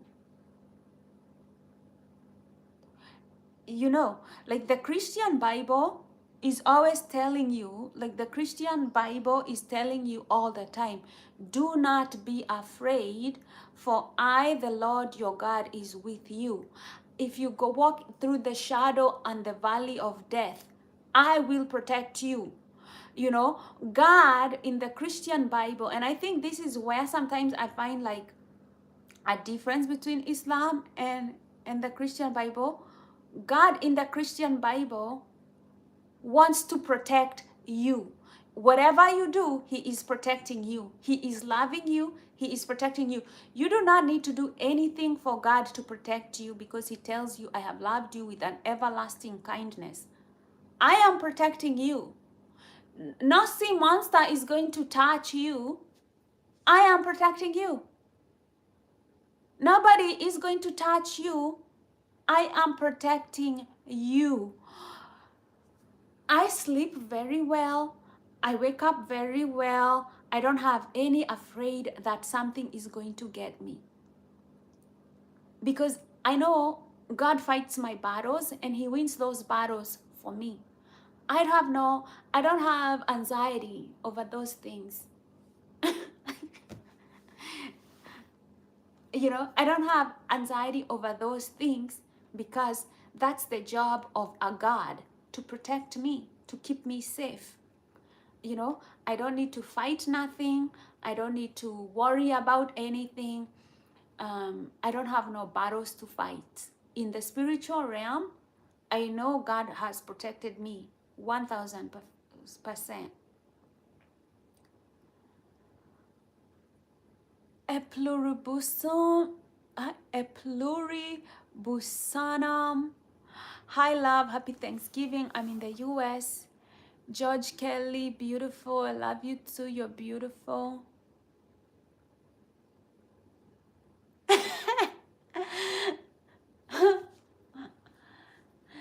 Don't say such things. A pluribusum, do not ever say that you are afraid of money, to have so much money that you don't know how to spend it. Never say those things, because what you put out in the universe comes back to you. You know, you always say, I am open to receiving money. I am open and ready to receive all the money that the universe has to offer me, even if I don't know how to use that kind of money. Don't say you are afraid. It will not come. You have to be very careful about the words that you put out there in the universe. The universe is listening to your thoughts, is listening to you. And whatever you put out there, it will come back to you.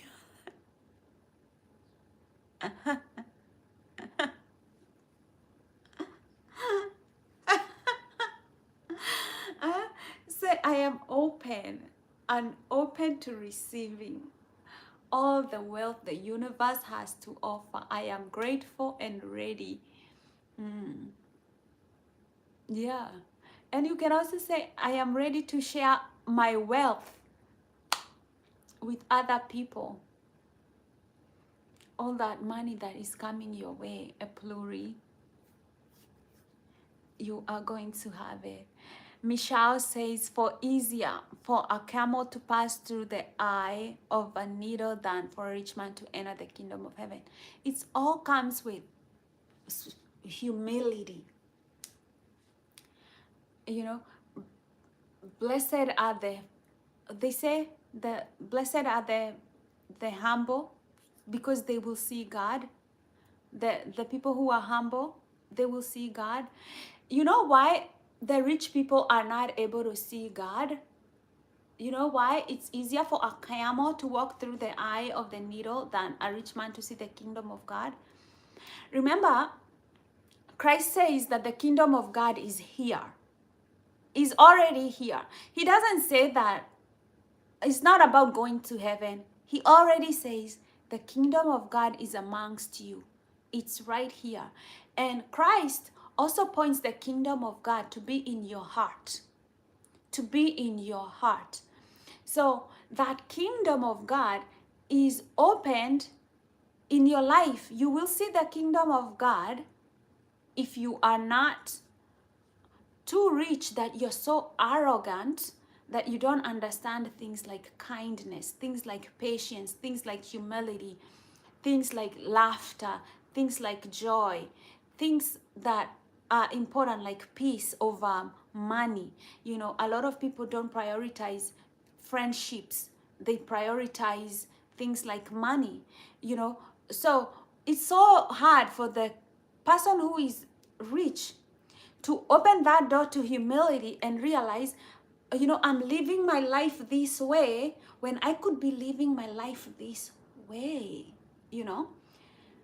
They want all the money, the women, the sex, the drugs, blah, blah, blah, blah, blah, blah, because they are rich, they are arrogant, right?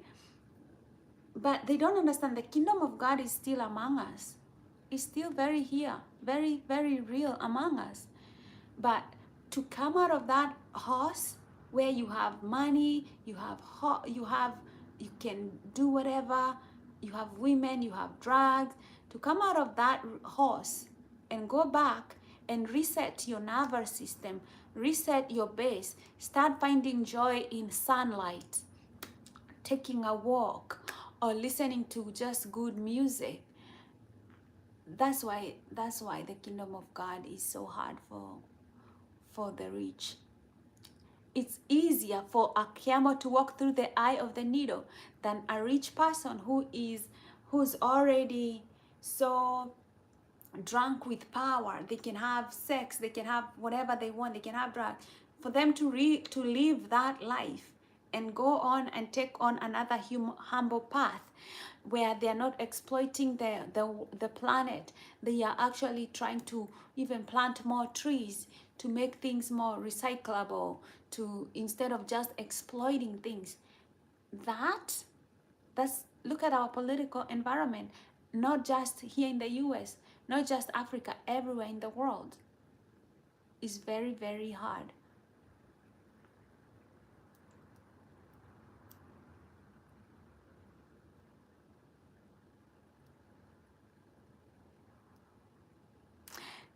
Tell how can I be a painter if I have to work in something I don't like to pay rent?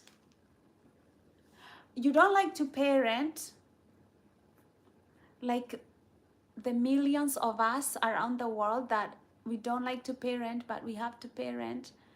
You know, you will have to choose between paying rent and being homeless, or you can go somewhere and, you know, like in the middle of nowhere, take your tent and live there. You don't have to have a home, you don't have to have a job, you can live in a tent. Or you can ask somebody who is rich to give you a piece of land, and you can build yourself a small shack and you don't have to pay rent. Or you can go make friends with a rich person who has property, doesn't know where to live, and then you can live at their place for free. You don't have to pay rent. And then you can just paint. Painting is something that if you like painting, you should do it on your free time. Like right now, you're here. If you really liked painting, you could be painting instead. Like you can always paint in your free time if you like painting.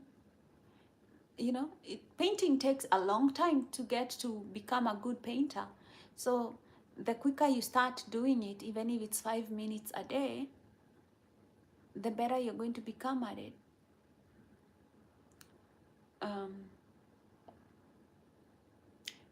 You know, you have all these ideas that you can use, you know, but you don't think they are options, but they are options.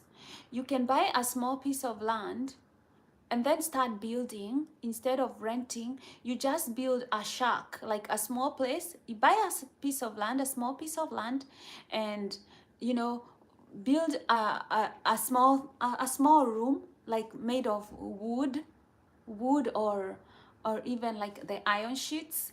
You can build a small place with iron sheets, start living there for free while you start building. Instead of now paying rent, you can use that money to actually build a nicer place. Or if you're in the US, go to a neighborhood. It may not be safe. Buy a house there that's run down. You will not be paying rent anymore. Your money will be going down into that rundown house, and you start renovating.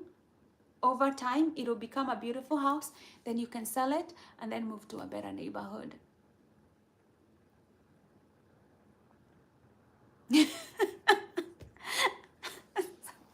I mean, all these are ideas. All these are ideas. Or you can move in with your friend and you both can share rent, and then rent doesn't have to be as expensive as it is right now. And then you can save some money to buy yourself a piece of land and more painting. And maybe you don't have to work so much because you don't have to pay rent so high, and then you have a little bit more time to paint.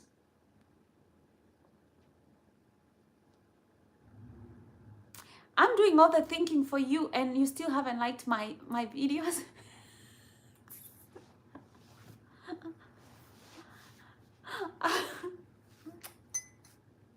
You should like my videos. Thanks for the love.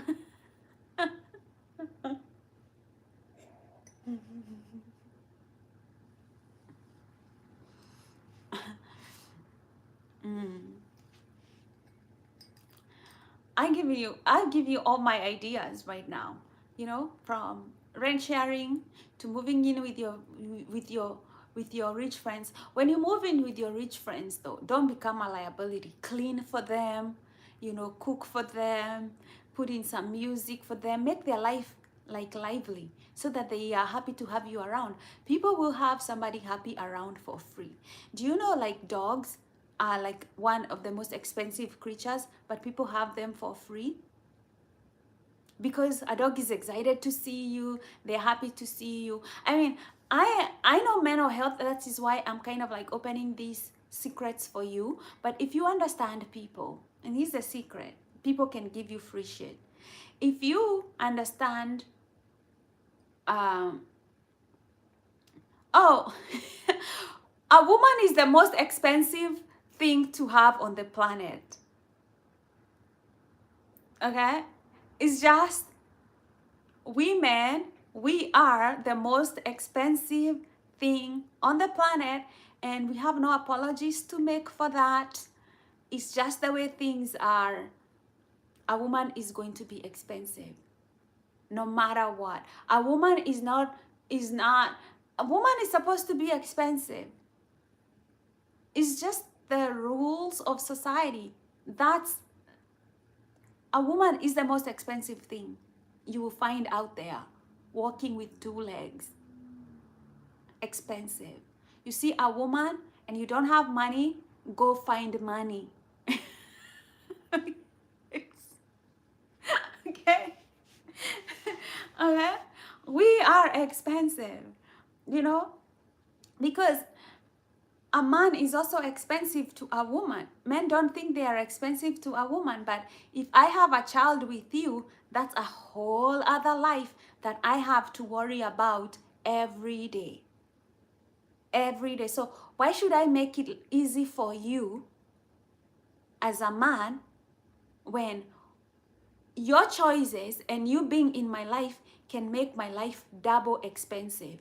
You want me to duplicate myself and duplicate you for free. For free. I swear, if a man is thinking like that, he has no brain. No brain. We are expensive for a reason. Like, I want men to know that if you call me a gold digger, I am okay with that. At least we have an understanding that you and me without money is not gonna work. At least we have that understanding, and you can go your way and I can go my way. You know, I don't want a man to be mistaken. I'm a woman. Life between a man and a woman is expensive business. It's expensive business.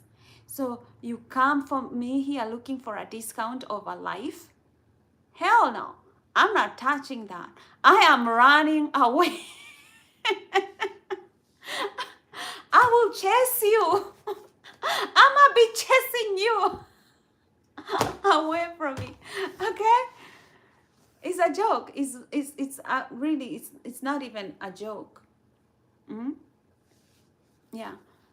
But anyway, yeah, but you know, people do free things for their dogs and their dogs don't give them anything in return.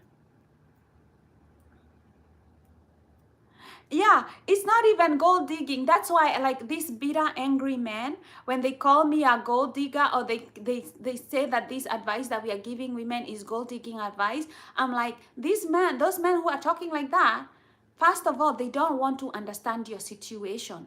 They don't want to understand your life. They just want to exploit you and your sexuality. So I'm okay. They can go cry to their mama. They can go cry to, she wants money. She's like, okay, fine. Okay, I'm okay with that.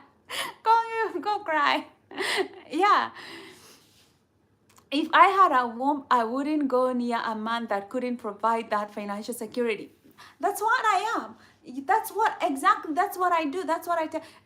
Women are expensive. Men and women relationship between a man and woman is expensive business. There is nothing there that says like anything here is for free. It should never. Women who do that should be beaten up until it clicks in their head, like you're spreading poverty. You're spreading poverty, and that's not a good thing. You know, it's irresponsible. And then you bring all these kids that are desperate and destitute because you could not make a grown-up decision, a grown-up, mature way. You know, like, sex is not anything that should be played with. It requires money. If he doesn't have money, let him go use his time to find money. Like, you know, like, women should stop disturbing broke men. Those men should be like soldiers, foot soldiers in the army, going to bring in money for the society. You know, because when you're pregnant and you're a woman, your health is on the line. You're literally on the line with your health.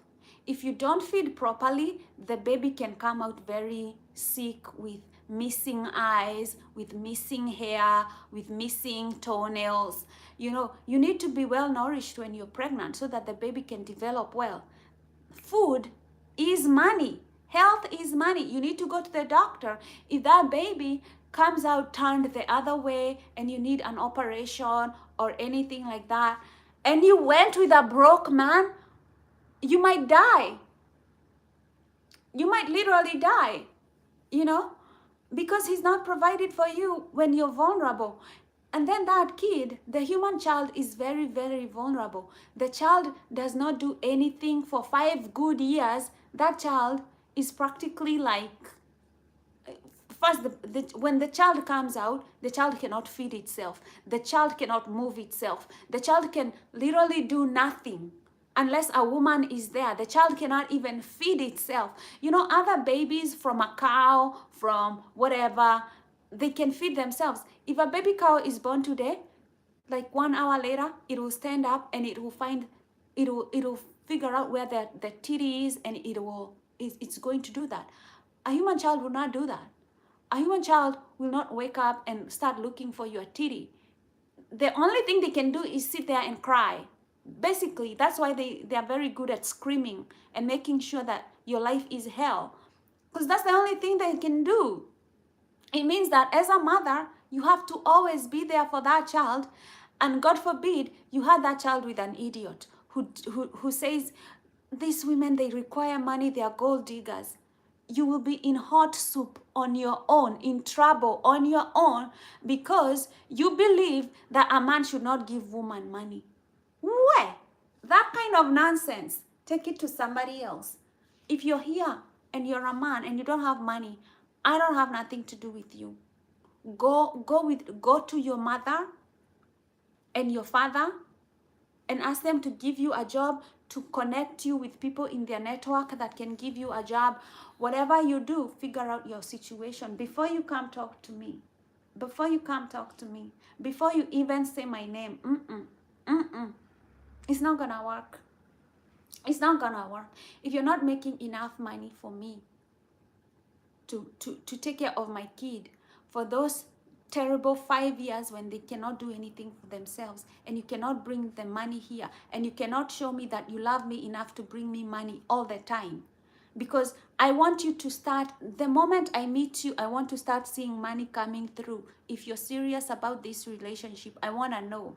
Okay, call me a gold digger, but if you don't prove to me in the beginning, from the very first day you take me out, I need you to pay all the bills, all of them. If we are going out to eat, to drink, to everything, I want to see the provider in you. I don't care about anything else unless I see the provider in you. If I don't see that man in you, we are done. We don't even ask for my phone number. Don't ask me for anything. The only thing I want to see first before you open that mouth of yours is you providing for me. Otherwise, I'm not interested. It's, you know, I'd be giving you too much of my time for nothing. You know, and I think that's how women should be thinking about these things.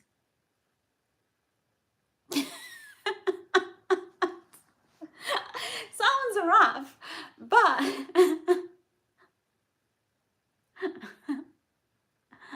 yeah, yeah, not gonna work.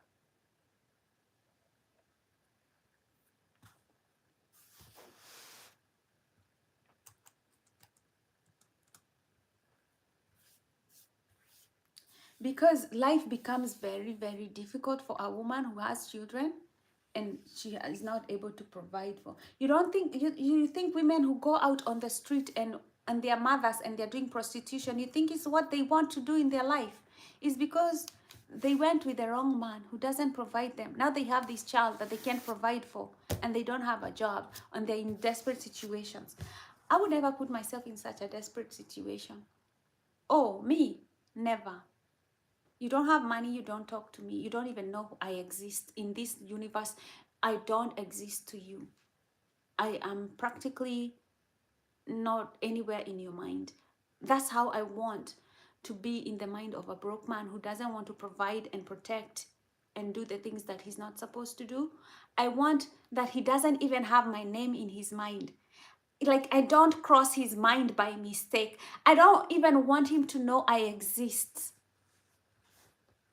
Yeah, I don't want him to know my name, where I live, my number. Like, I don't want, I don't want nothing.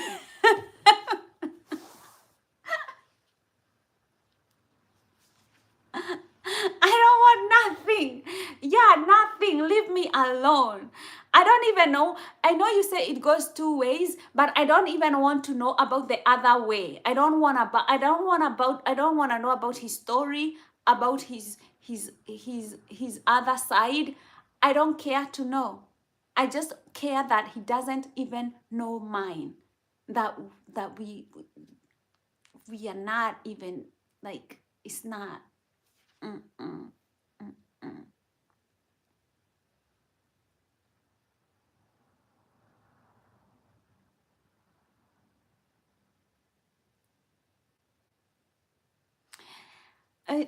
Look, you see, like, I'm already like, I don't even know, I don't care, I don't want a man to know how I am surviving.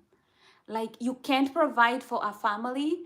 I don't want to know you exist. I don't know where, I don't want to know your mother. I don't know where you're from. I don't want to know anything about you. Even your name, your number, nothing. All your numbers, how many siblings you have in your family. I don't want to know anything. I don't want to know your story. I don't want to know. I just I just don't want to know. I don't If you have to ask me what I bring to the table, I don't want to know. I don't want to know about you and where you're from, where you are going. I don't want to know about your life story. If you're asking me as a woman what I bring to the table, I don't want to know. Go. I don't want to hear about you. I don't care.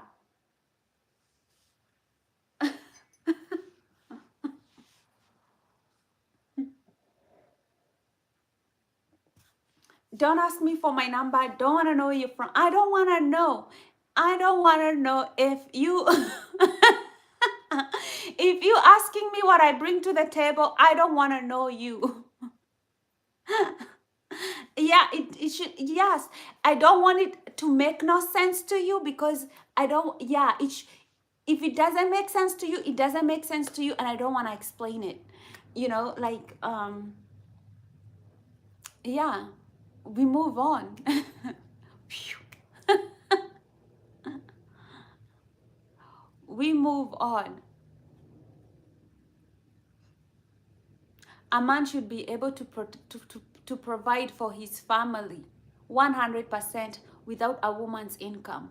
He should be able to tell her, like, use your money to buy your makeup, use your money to buy your kids something that you want, use your money to, if you want to pay the kids school fees, use your money for whatever. A man should not be depending any way on a woman's income.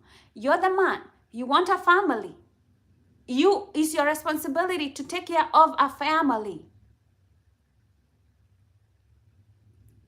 Then if you cannot do it, I'm not, no, no.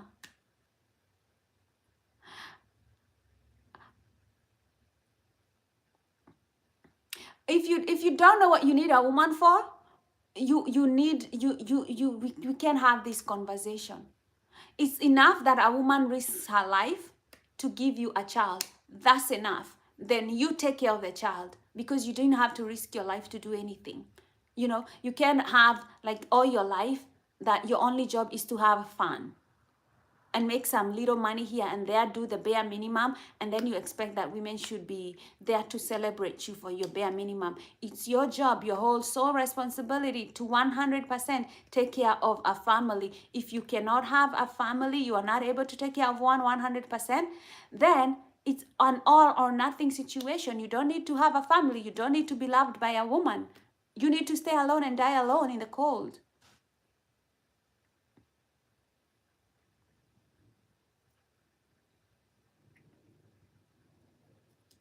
Exactly. Love does not pay a mortgage. Half these guys think it's all about love, love, love, love is nice. Yeah, yeah.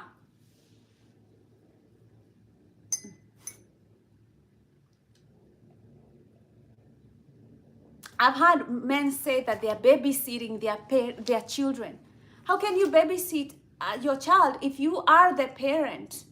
If you are the parent, that is not babysitting. That is you doing your job. You know, like I think men forget that it's their responsibility to take care of their family. Women are just there to help you. A woman is just there to help you.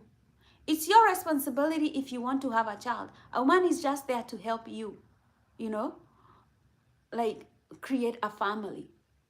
But it's your responsibility to care, provide, protect, everything. 100% is a man's job. 100% is your job.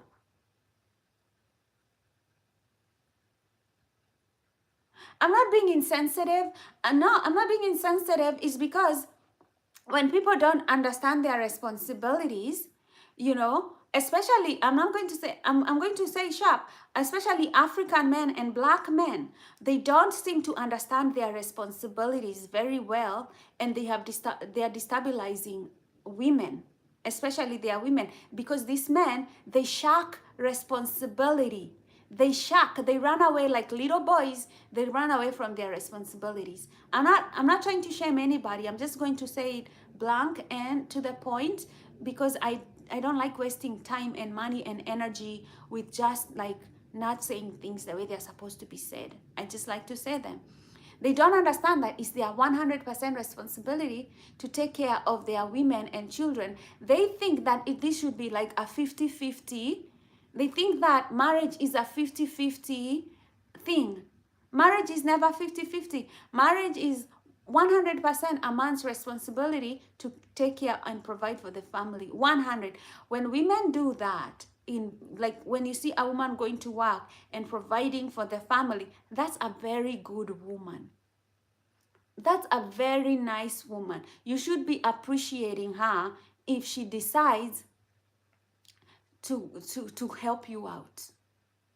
She is deciding to help you out because she's a nice woman. She's conscientious. She just probably saw that you're having a hard time and she decided to chip in.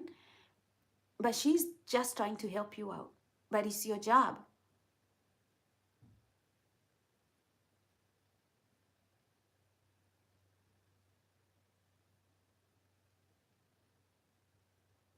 Exactly, Misha. Right. If more women have these standards, there will be very, very, very less kids having, very, very few kids living in poverty. Yeah, the problem that I have with women is they go around opening their legs to anybody, for a good time. Like a good time. Hmm. Hmm. Hmm. Guess who will not have a good time? Your kids. If you open your legs just to give guys a good time, your kids will have a very hard time. Like,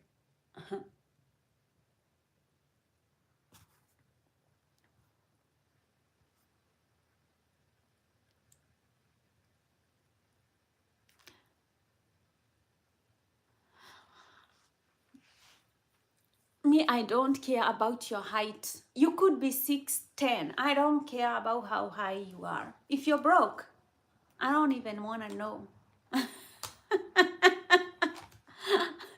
I will do with a 5'2" woman, with a 5'2" man who knows how to take care of his responsibilities. I don't care whether he's 3'3". I don't care if he can take care of his responsibility. I don't care how high you are. You could be towering like the Eiffel Tower. I don't care. If you don't have your money right, I don't even know. I don't want to know you exist in my life.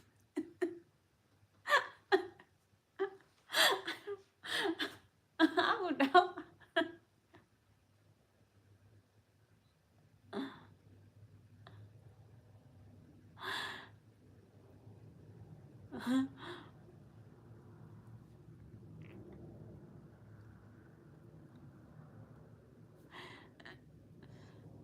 Yeah, well, yeah, most of the okay, I've known another guy called Misha, but I've like most of the ones that I know are women. And the same way, like I know somebody, I know a lot of women called Leslie, but Leslie is not a name for women only. It's, you know, it's also a male name. It can be confusing though.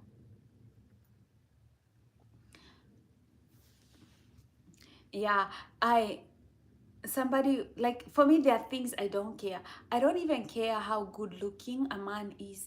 You can look good all you want. You know, like all these men who have like, you know, like they have six pack, they have like all toned up and all that. Personally, I don't care. I don't care if you have a six pack, you're 6'5" and you're broke and you cannot provide for me. I don't care. I don't want to be seen around you. I don't want to take a photo with you. I don't want to be associated with you. Like, like, like, like, leave me alone. Leave me alone. Because there is only one thing that that kind of man can bring to you in your life as a woman. He will bring you tears. You know, he will bring you tears. Every day he will be telling you stories. You know, you don't want your relationship to be like every day is Fool's Day. You are the fool, you know, that got into a relationship with somebody who is never ever going to be the kind of a man you need. You're the fool forever, in perpetuity, in your life forever. You know, like it's like every day is Fool's Day. I'm not gonna do that to myself. I love myself. I'm not gonna do that to myself. I'd rather stay single. I don't I don't know.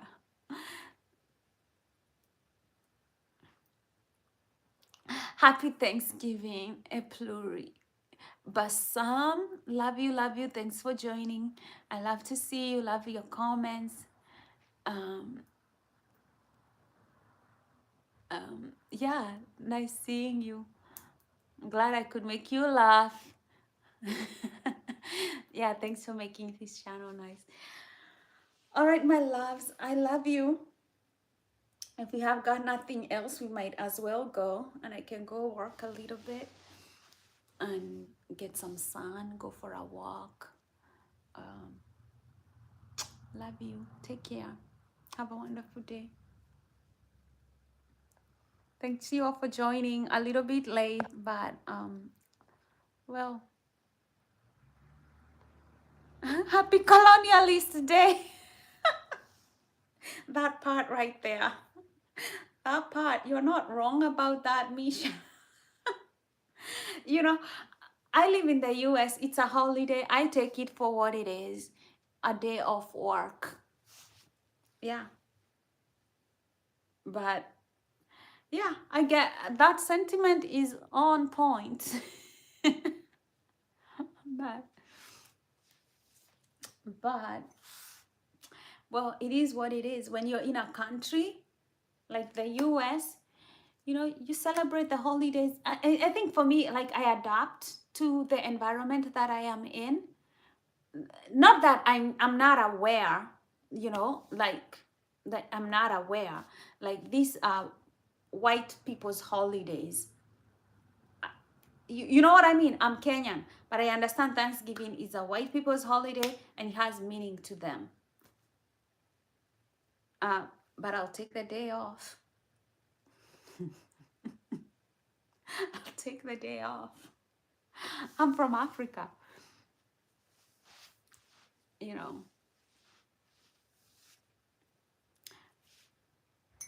In life, you take what you have. What you can get, you take. And you roll with the punches.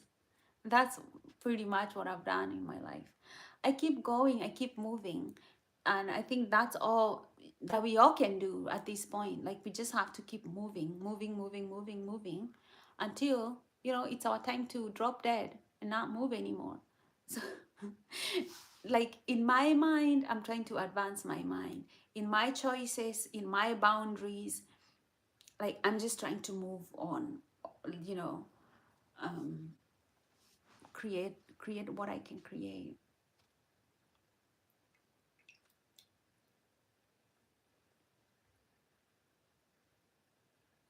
Yeah, in Kenya we celebrate Madaraka, which is Freedom Day.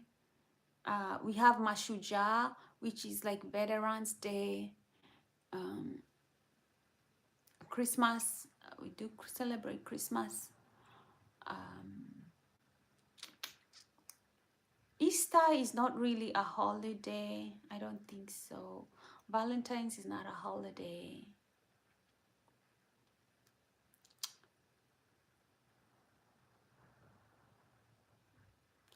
No, we don't have independence from Kenya was colonized by the British.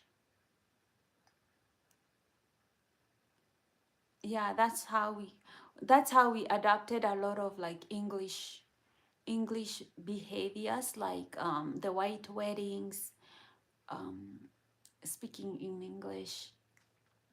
Um, so English and Kiswahili are a national language in Kenya.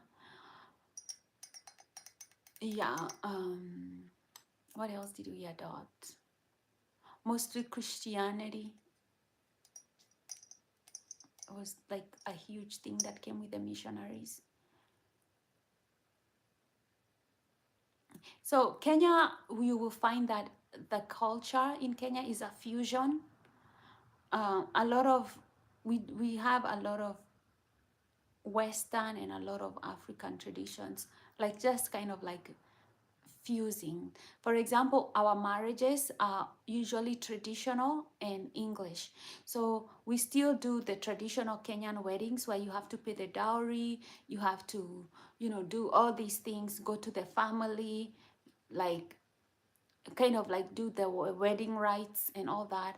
And after that, people will do their white wedding. After they've completed all the African tradition part, they're allowed to do their white wedding, whatever. Um,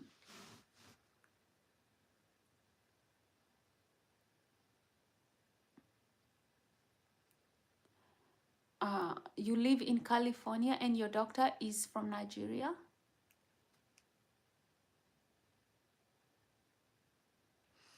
And the pesky British.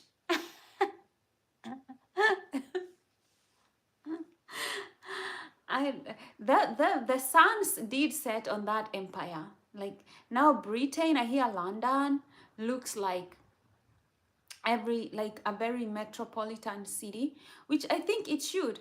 I think with all the things that London has taken from the rest of the world, it's only fair that London reflects the people it has stolen from. Like, the Londoners, they are like, oh, this has, I mean, I believe in preserving the indigenous people of a place. So, I mean, I feel the pain of the British people because they feel like they are losing their place and they are indigenous to that land. And I think they should be protected, just because, we think about protecting the Amazon, we think about protecting, Africa in Africans, in Africa, and, it also should be protected, like even even Europe should kind of still be protected because of its indigenous people who are unique in the rest of the world. I believe in that, but they've also stolen a lot from the rest of the world. So their city reflecting that metropolitan feel, I think is something that they should be able to welcome and adjust into, because that reflects their culture and what they've brought upon themselves, um, whether they like it or not. They open those doors by moving to other people's homes and other people's countries, and out there like, we don't like this. Yeah, that's how it feels. That's how it feels when foreigners come to your land and you did not invite them. Like, we didn't invite them. Wing, wing, wing, wing. Me crying for the pesky British people. 2 seconds. My crocodile tears. That's all I'm giving. That's all I'm giving them. Like, I got other things in my mind. Well, if you think about it, white people are the diversity in California. This California was originally Mexican. The cities here, if you go to California, if you go around California, visit around, you will see Spanish architecture everywhere. The names are Spanish, the roads are Spanish.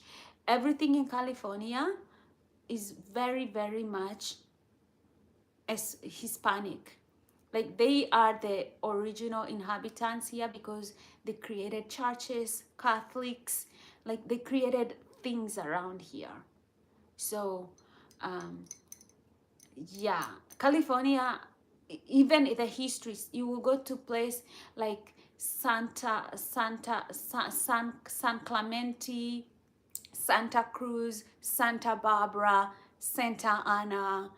All these, they're named, all these cities in California, they're Hispanic cities. The people who come and name places, you know that they came there a long, long time ago. So yes, you do have the Native Americans, which is the whole land of America belongs to them, you know. And then now we have the invaders, me and the rest of the other people that were not originally from here. We settled, like we are settlers, we come here. uh, Mostly people from Europe, mostly people from Africa, they found themselves in this place. However, they found themselves, they started inhabiting these lands. That's the, you know, the old story of America. But for some reason, the Hispanics, they are the ones who named these cities here in California. Like they created churches. You have Hispanic architecture, like painting the California. You have they brought in plants and they planted even the horticulture around here. It talks about Hispanic history. So I mean, yeah, like California is very much Hispanic. Like you cannot celebrate California without celebrating Hispanics at all. Yeah.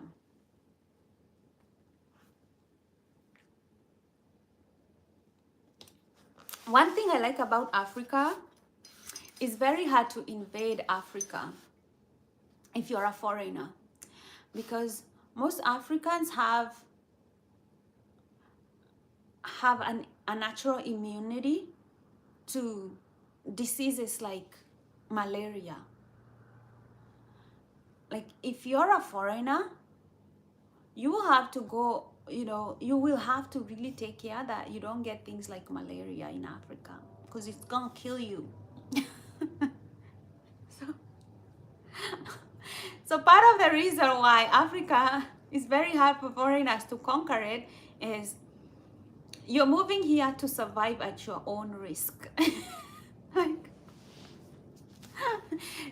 you you had better be very, very very keen with your health, because if you don't have natural immunity to some of the things that are in Africa, it's easy for you to die. So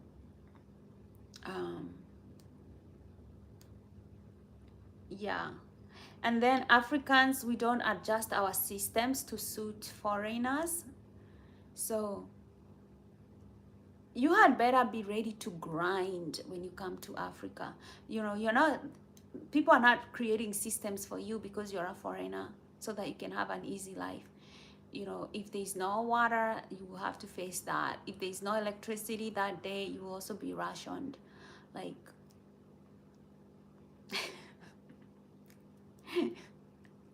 it's a continent that is not easy to invade. But one of the reasons why the Americans also were able to conquer this land is because they brought diseases, like diseases from Europe. You know, they were escaping the crowdedness of Europe. And Europe, they had a lot of diseases because they had already developed cities. And, you know, they brought those like chicken pox and stuff. And those diseases killed the natives because they did not have any resistance to those pathogens that they brought to the people here.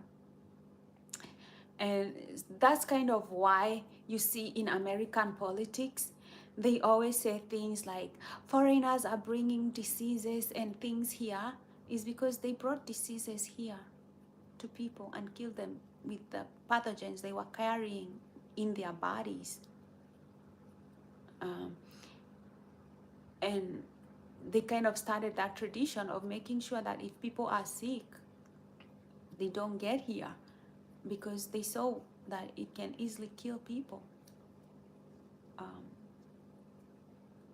So you can see how diseases and pathogens can shape history on their own. In Africa, they stop people from invading because the foreigners don't have immunity to what is in Africa.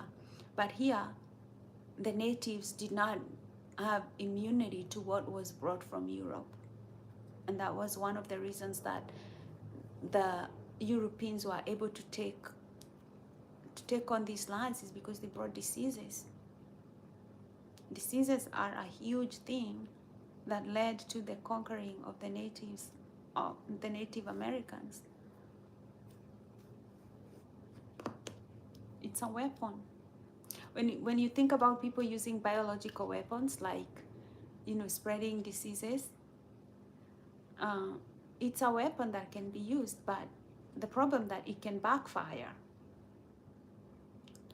and ricochet back to the person who brought it in the first place. So that's also an interesting thing, right?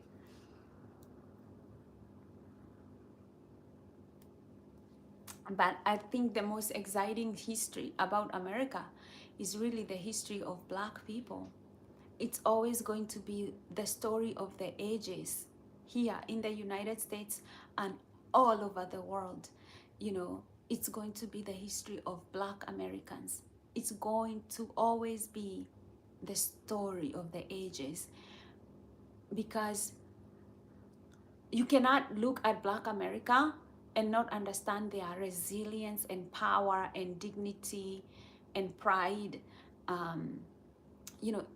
They went from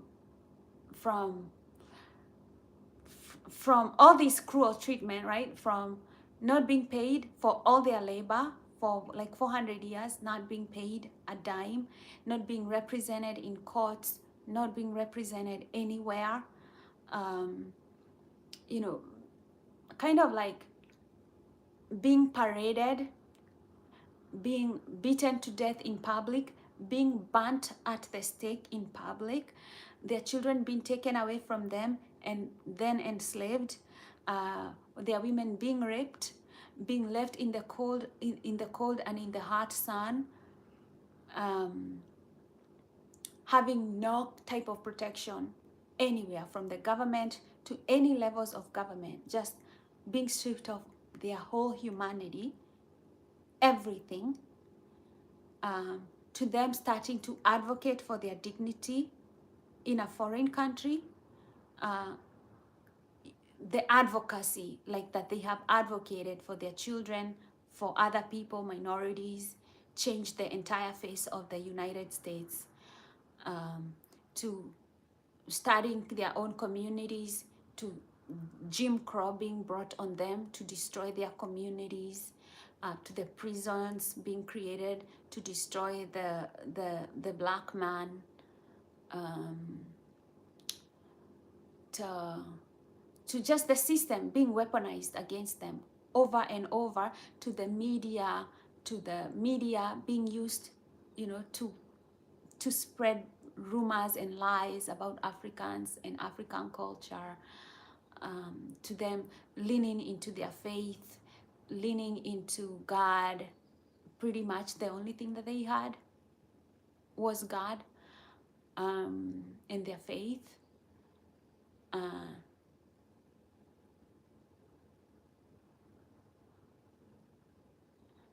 Yeah, they didn't even end slavery in the US. It just took on a new shape, where they now created prisons where they can get free labor, which they still do. They imprison young African Americans so that they can get free labor. You will see that in the US they give longest prison terms to black children, more than they give to white kids for the same crimes. Yeah, meaning like a whole system is meant to create, to uphold white people and put down black people. But you see the black advocacy, and I'm with also a lot of white people joining in the movement, I must say, with a lot of white lawyers, especially white lawyers, who kind of put their foot down, and also out of just being humane people wanting to end this kind of cruelty. Yeah, to ending Jim Crow, to allowing black children to go to the same schools as white children. You know, that just didn't happen. It took years, you know, and it just happened recently. It's less than 60 years ago today. That's very recent history, like 60 years ago, when black kids were allowed to be in the same schools to learn the same material, because their schools were always underfunded. They could not access schools, they could not access materials. Yeah, just fighting for small things, because it was affecting also the self-esteem of black children. When you're taught that you're different and you're not good enough to go to a school with somebody else, just that messes up with your psychology, and they had to end it because it's abusive to the child. To even having a black president in the United States, as a black, with a black woman in the White House. I mean, you have to take off your hat and salute black people for everything they have achieved in this country. They have advocated for women of all races. They've advocated in labor for everybody, including white people who've even looked down upon them. They have tried to create policies that are more equitable for everybody, because they know how it is for our system to be weaponized against them. But it still continues to do this, and you know, I hope a lot of people will educate themselves about American politics and understand that we can all create a better America for everybody, you know, not weaponize the system against other people, because the rich like to weaponize and separate people so that they can take power. For them, the way they survive is divide and rule, is a divide and rule. So if they put it in the heads of white people that you will have you'll be a more privileged class if you allow us to do our policies, our unfair policies that benefit us, the rich, and maybe you will also benefit a little bit. If they give the white people that idea, and the people like that, and the people are like, oh, you mean we'll be better off than black people? Okay, we will play politics with you, which is what really the game is about. It's not like something like, oh, it's so hard to understand. It's not like it's not that's the proposal of Project 2025. It's like telling white people you will slightly be better off by over black people and people of color if you play politics with us. We will try to put policies that favor you over those people. And white people are like, yes, let's do that, let's play this game. But now they're realizing that's a promise that the rich people cannot keep. The rich people just want you to believe that, so that you give them time to create policies that protect their businesses and their industries. But make no mistake, you are going to lose whether you're black or white in that kind of politics. But if you believe the lie, then you believe the lie. A lie is a lie. It doesn't have to be true. They only want you, as long as you believe in them and vote for them, and then they screw you, and then then you're screwed. Like, rich people are heartless. Like, rich people, you know, when the Bible says it's easier for the camel to enter through the eye of the needle than the rich man to go to heaven, it's because rich people are fucking heartless. They don't care. They'll trick you, they'll lie to you, get what they want, and then they tell you, fuck you. Thanks for believing in me. So, you know, so right now, let's say, for example, you voted for Republicans and Elon Musk is on that side. What does he want? He wants for Tesla to do well. And he wants to market Tesla to you as an American company so that you buy Tesla. Guess what the government is going to do? The government will stop importing of other electric vehicles, for example, from China, from Europe, whatever they're making electric cars. The only choice you will have is Elon's car. Now, he can decide to charge you 90,000 or 120,000 for his car, right? You want a Tesla, it's probably around that range. But guess what? You could have gotten another car better from China at $30,000. You could have saved yourself well over $60,000, right? But because you believed that buying American, because you're American, was so good for you, you want that pride and that labor, and that labor, now your family will miss out on $60,000 because you will have to buy Elon's car and make him rich instead of creating a more equitable market where we allow people to come into the market and compete so that you get a better price. But you don't care that because you want the label that I'm American, I'm buying American cars. American cars are just one of those things that the rich people do to trick you into the politics of thinking that you're voting for what is American, what is yours, but at the end of the day, it's you who will not be able to go on holiday. It's you who you cannot afford to take your wife and children on a nice vacation because that 60,000 you could have saved instead of buying a Tesla, you could have gone on a vacation. You could have saved that money for your retirement. You could have saved that money on, I don't even know, fucking 60,000 is a lot of money. But guess what? You're not going to have it. It's going to go to Elon Musk, and he's going to have like 10 more kids, which you can't have because now you're poor, because he has weaponized the market against you. But you don't care because the idea that you are better off as a white person over a black person is just better for you than reality.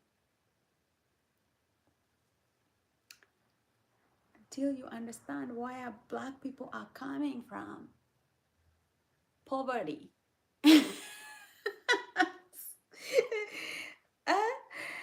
The divide and rule is the cornerstone of politics.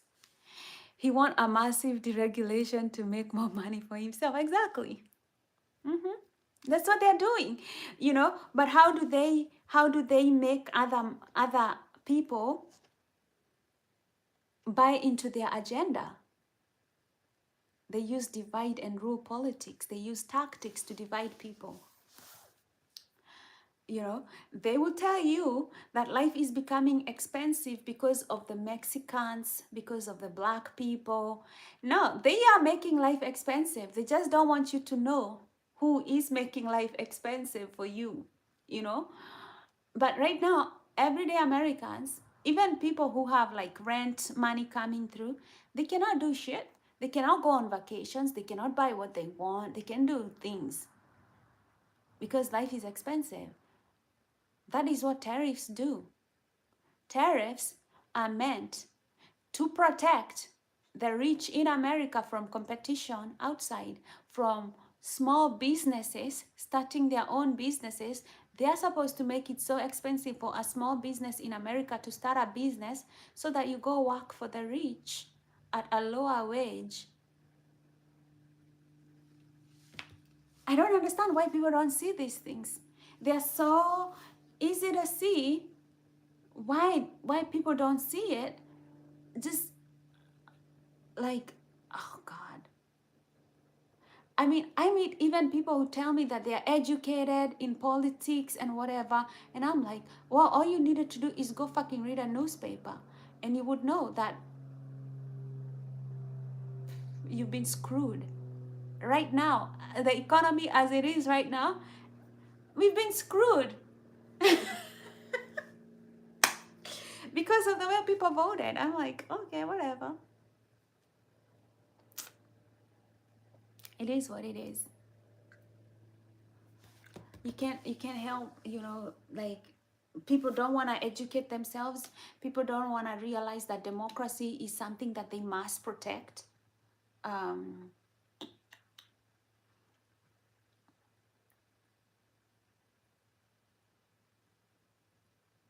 yeah, they are going to, they are like the Republicans, they are banning books. Why do you think they want to ban books? Why do you think? Everybody knows that if they can control your thoughts and your mind and how you think, they can control you. So if they're telling you not to read certain material, why are you? If anybody ever tells you not to read a book, go get that book and read it. Okay? Like, that should be your law, right? Like, if somebody told me, like, don't go read the Quran, I'll go grab that Quran, I'm gonna read it, right? If you tell me, like, don't read that, I will, that one that you told me not to read, I'm going to get that book and I'm going to read it for myself so that I know what is in there, right? So why do you think they're telling you not to read books? Why would anybody tell you not to read a book? It's your eyes, it's your choice, it's your decision. Like, go read it. See if the world's gonna stop spinning if you read that book. Ronald Reagan gave the game away. He said, "We are in danger of having an educated proletariat." You mean like we are in danger because of having one?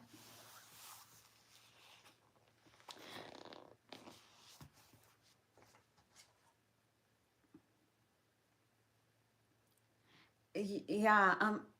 I don't know. Like, I think we are losing. I mean, it should be a battle for us, especially millennials, to educate. I mean, we have to really educate. um I think Gen X tried their best to educate. Gen X really tried a good job to educate. I mean, they were dealing with the stupid baby boomers. um but they really tried. But I think I like millennial influencers. But I mean, we have, like, millennials are confused. Like the red pill content from millennials, I'm like, what the fuck is this? um like, we better get this right. Like, millennials, we had better get it right. That's why I say, like, if you're a millennial, you're educated, make sure you're influencing your circle, make sure you're having a YouTube channel, make sure you're having an Instagram thing going on, make sure you're putting out our work out there. Like, we are not going to be here forever. We millennials, we are not going to be here forever. We have to make our mark, especially if you are educated. I mean, if you're educated, you know what is out there. I mean, you know what I'm talking about. You know that the normal, like, stupidity is like gravity, is where people naturally, pulls them back to the center of stupidity. It's kind of like, it's just normal where people go, because it takes effort to educate yourself. It takes time to educate yourself. So if somebody is not actively educating themselves, if, like, I stop reading the newspaper, if I stop reading books, I'm just going back to the center of the earth, which is like stupid. Like just like gravity pulls us back to the center of the earth. That is how the mind is. It will naturally, and I mean, people educate themselves, they get Alzheimer's, they lose it all away, and we go back to zero. That is why it's important for you to start something like a channel and have that timelessness, so that we are not swallowed by this monster called stupidity. That is why I have this channel, and I know I have like whatever 3,000 people subscribed, but I feel like we need to put it out there all the time about educating, even if it's every day, talking about an issue every day, small, small, small, small. Then it will be like the Milky Way, that we have putting small, small things over time, and over time we have spread that knowledge, the awakening, whether it's in politics, whether it's in health, whether it's in mental health, whether pick your whatever, pick your forte, especially when it comes to ideas. That's why I say things, and I know sometimes I say outlandish things, but I will say them because somebody gotta tell a woman out there, stop dating broke men. You're spreading poverty. Stop having kids with people who don't take care of their children. It's you're causing childhood trauma for generations and generations. Like, you gotta stop, you gotta cut that shit out. I mean, somebody gotta say those things, but we need to say those things, because I don't know, maybe we might end suffering. Maybe we might end human suffering, and maybe save the planet and the animals in it.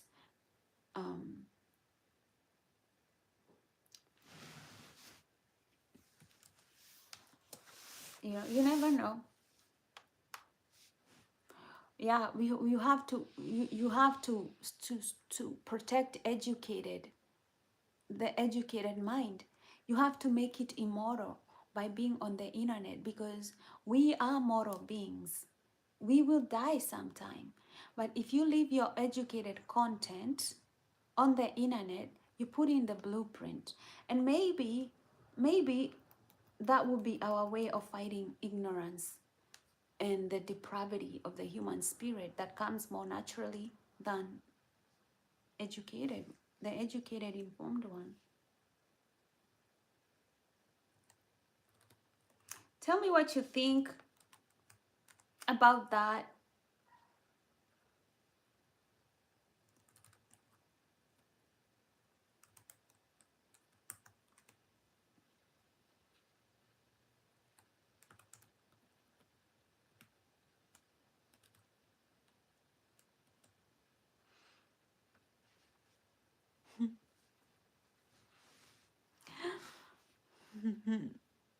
We are in danger of having an educated proletariat.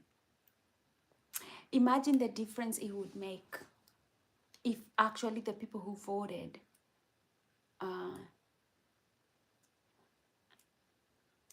were educated.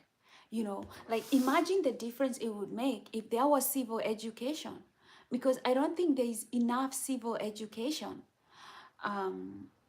Just educating people why policy matters, why you cannot allow the division and conquering to go on, because the more they divide you, the more they allow you to live in poverty.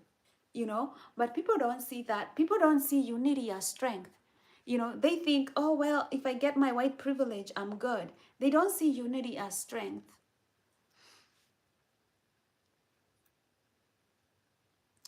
Imagine a world where people were educated enough to conduct their own affairs. Why? It's not ever gonna happen. They do not want that. When I read the Earth Shattering Project 2025, And anybody who has read it knows that, you know, we are going back to the dark ages. It's not a matter of when. It's just now a matter of when, you know, they've passed the big, I don't know what you call it. The big bill, the big ugly bill, you know, it just passed. So it means that funding is on its way for Project 2025 and the evil agenda that is written all over Project 2025. Um, you know, Americans have not even woken up for the coffee. You know, right now they think things are, yeah. Project 2025 is the evil plan that is supposed to poison the minds of Americans so that they never ever see freedom again. Like, you know, I think our ideas were starting to waken up into reality. And then, and then I think the Heritage Foundation, which I think is the voice of the devil, decided, hell no. Heritage Foundation decided, oh hell no. You want them to be free? What will happen to the rich? They're like, hell no, you know? And, you know, they've been working on this agenda. So, you know, they never sleep. The devil never sleeps. He always has something up his sleeves. And yeah, it was a matter of time that they bring something evil to the table. And they lie to people and make them sign off on it.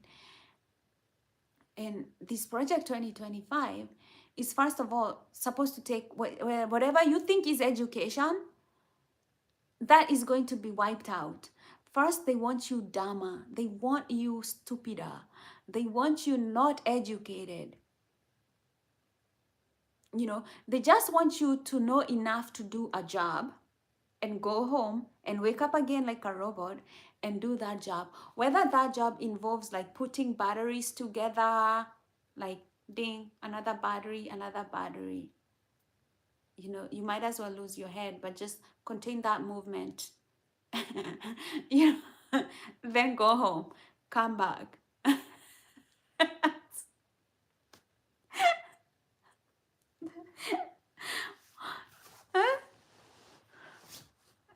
That whole education that we had, I think that was a light somewhere in time that was going to take place, but it's going to die pretty quickly.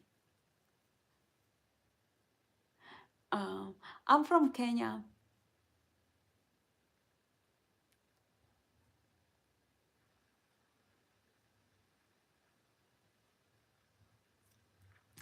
Yeah, I believe that the world, I mean, when I was, you know, these are, I think it's more than 100 years.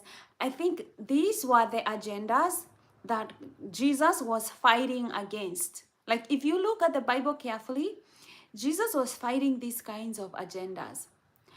And he was saying that the kingdom of light is going to rule one day for 10,000 years. But for that to happen, people really have to be awakened. Not just saying like I'm a Christian. Is really kind of understanding deeply on a very deeper level what that would mean. If you would call yourself a Christian, like what that would mean. You would have to be able to stand up for the truth. You know, Jesus was killed for stuff like this. Like, he was murdered for this stuff, for questioning things, for standing up, for calling things the hypocrisy, all that, you know? It's stuff they don't want people to know.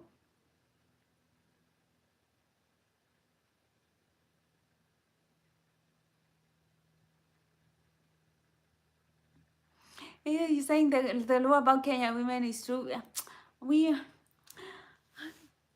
I, Kenyan women are beautiful. I would not, you know, I'm not even among the most beautiful of them. They are beautiful. They are beautiful. I've seen Kenyan women and like, I'm a woman and I'm like, damn.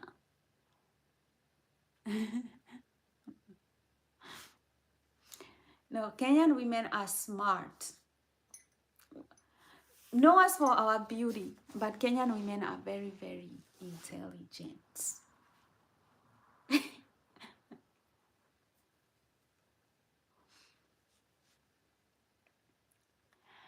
Yeah.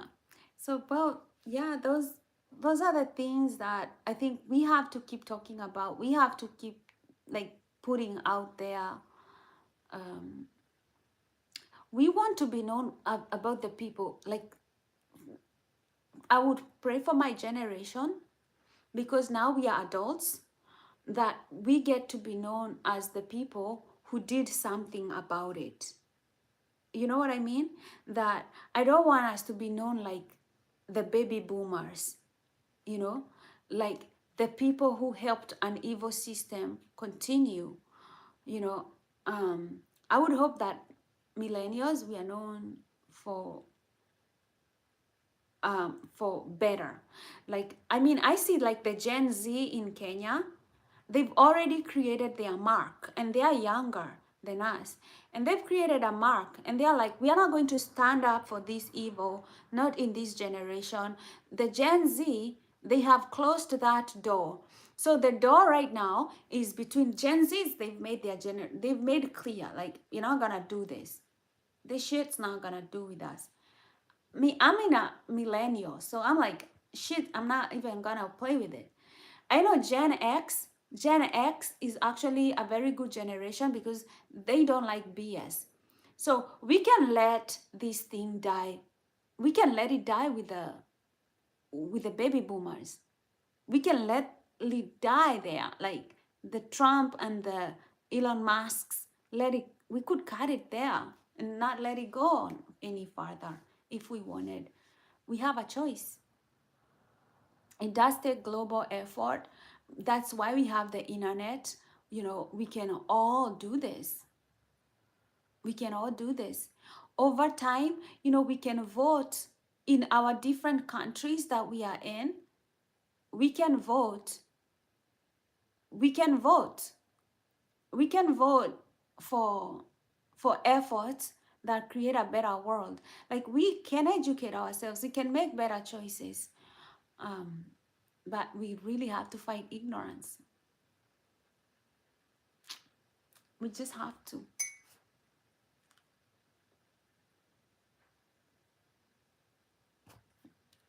We have to vote for freedom, but we will see. You like, people have to understand what freedom looks like so that they can vote for freedom. Because if you think about like why they are voting the way they are voting in America, is because they believe that freedom looks like that. They really, I think, at a very um, at a very basic level, some people, I think, they believe freedom and racism should go together, or freedom and exploitation of the planet without any limits go together because it gives people a better life. It can be very confusing, you know.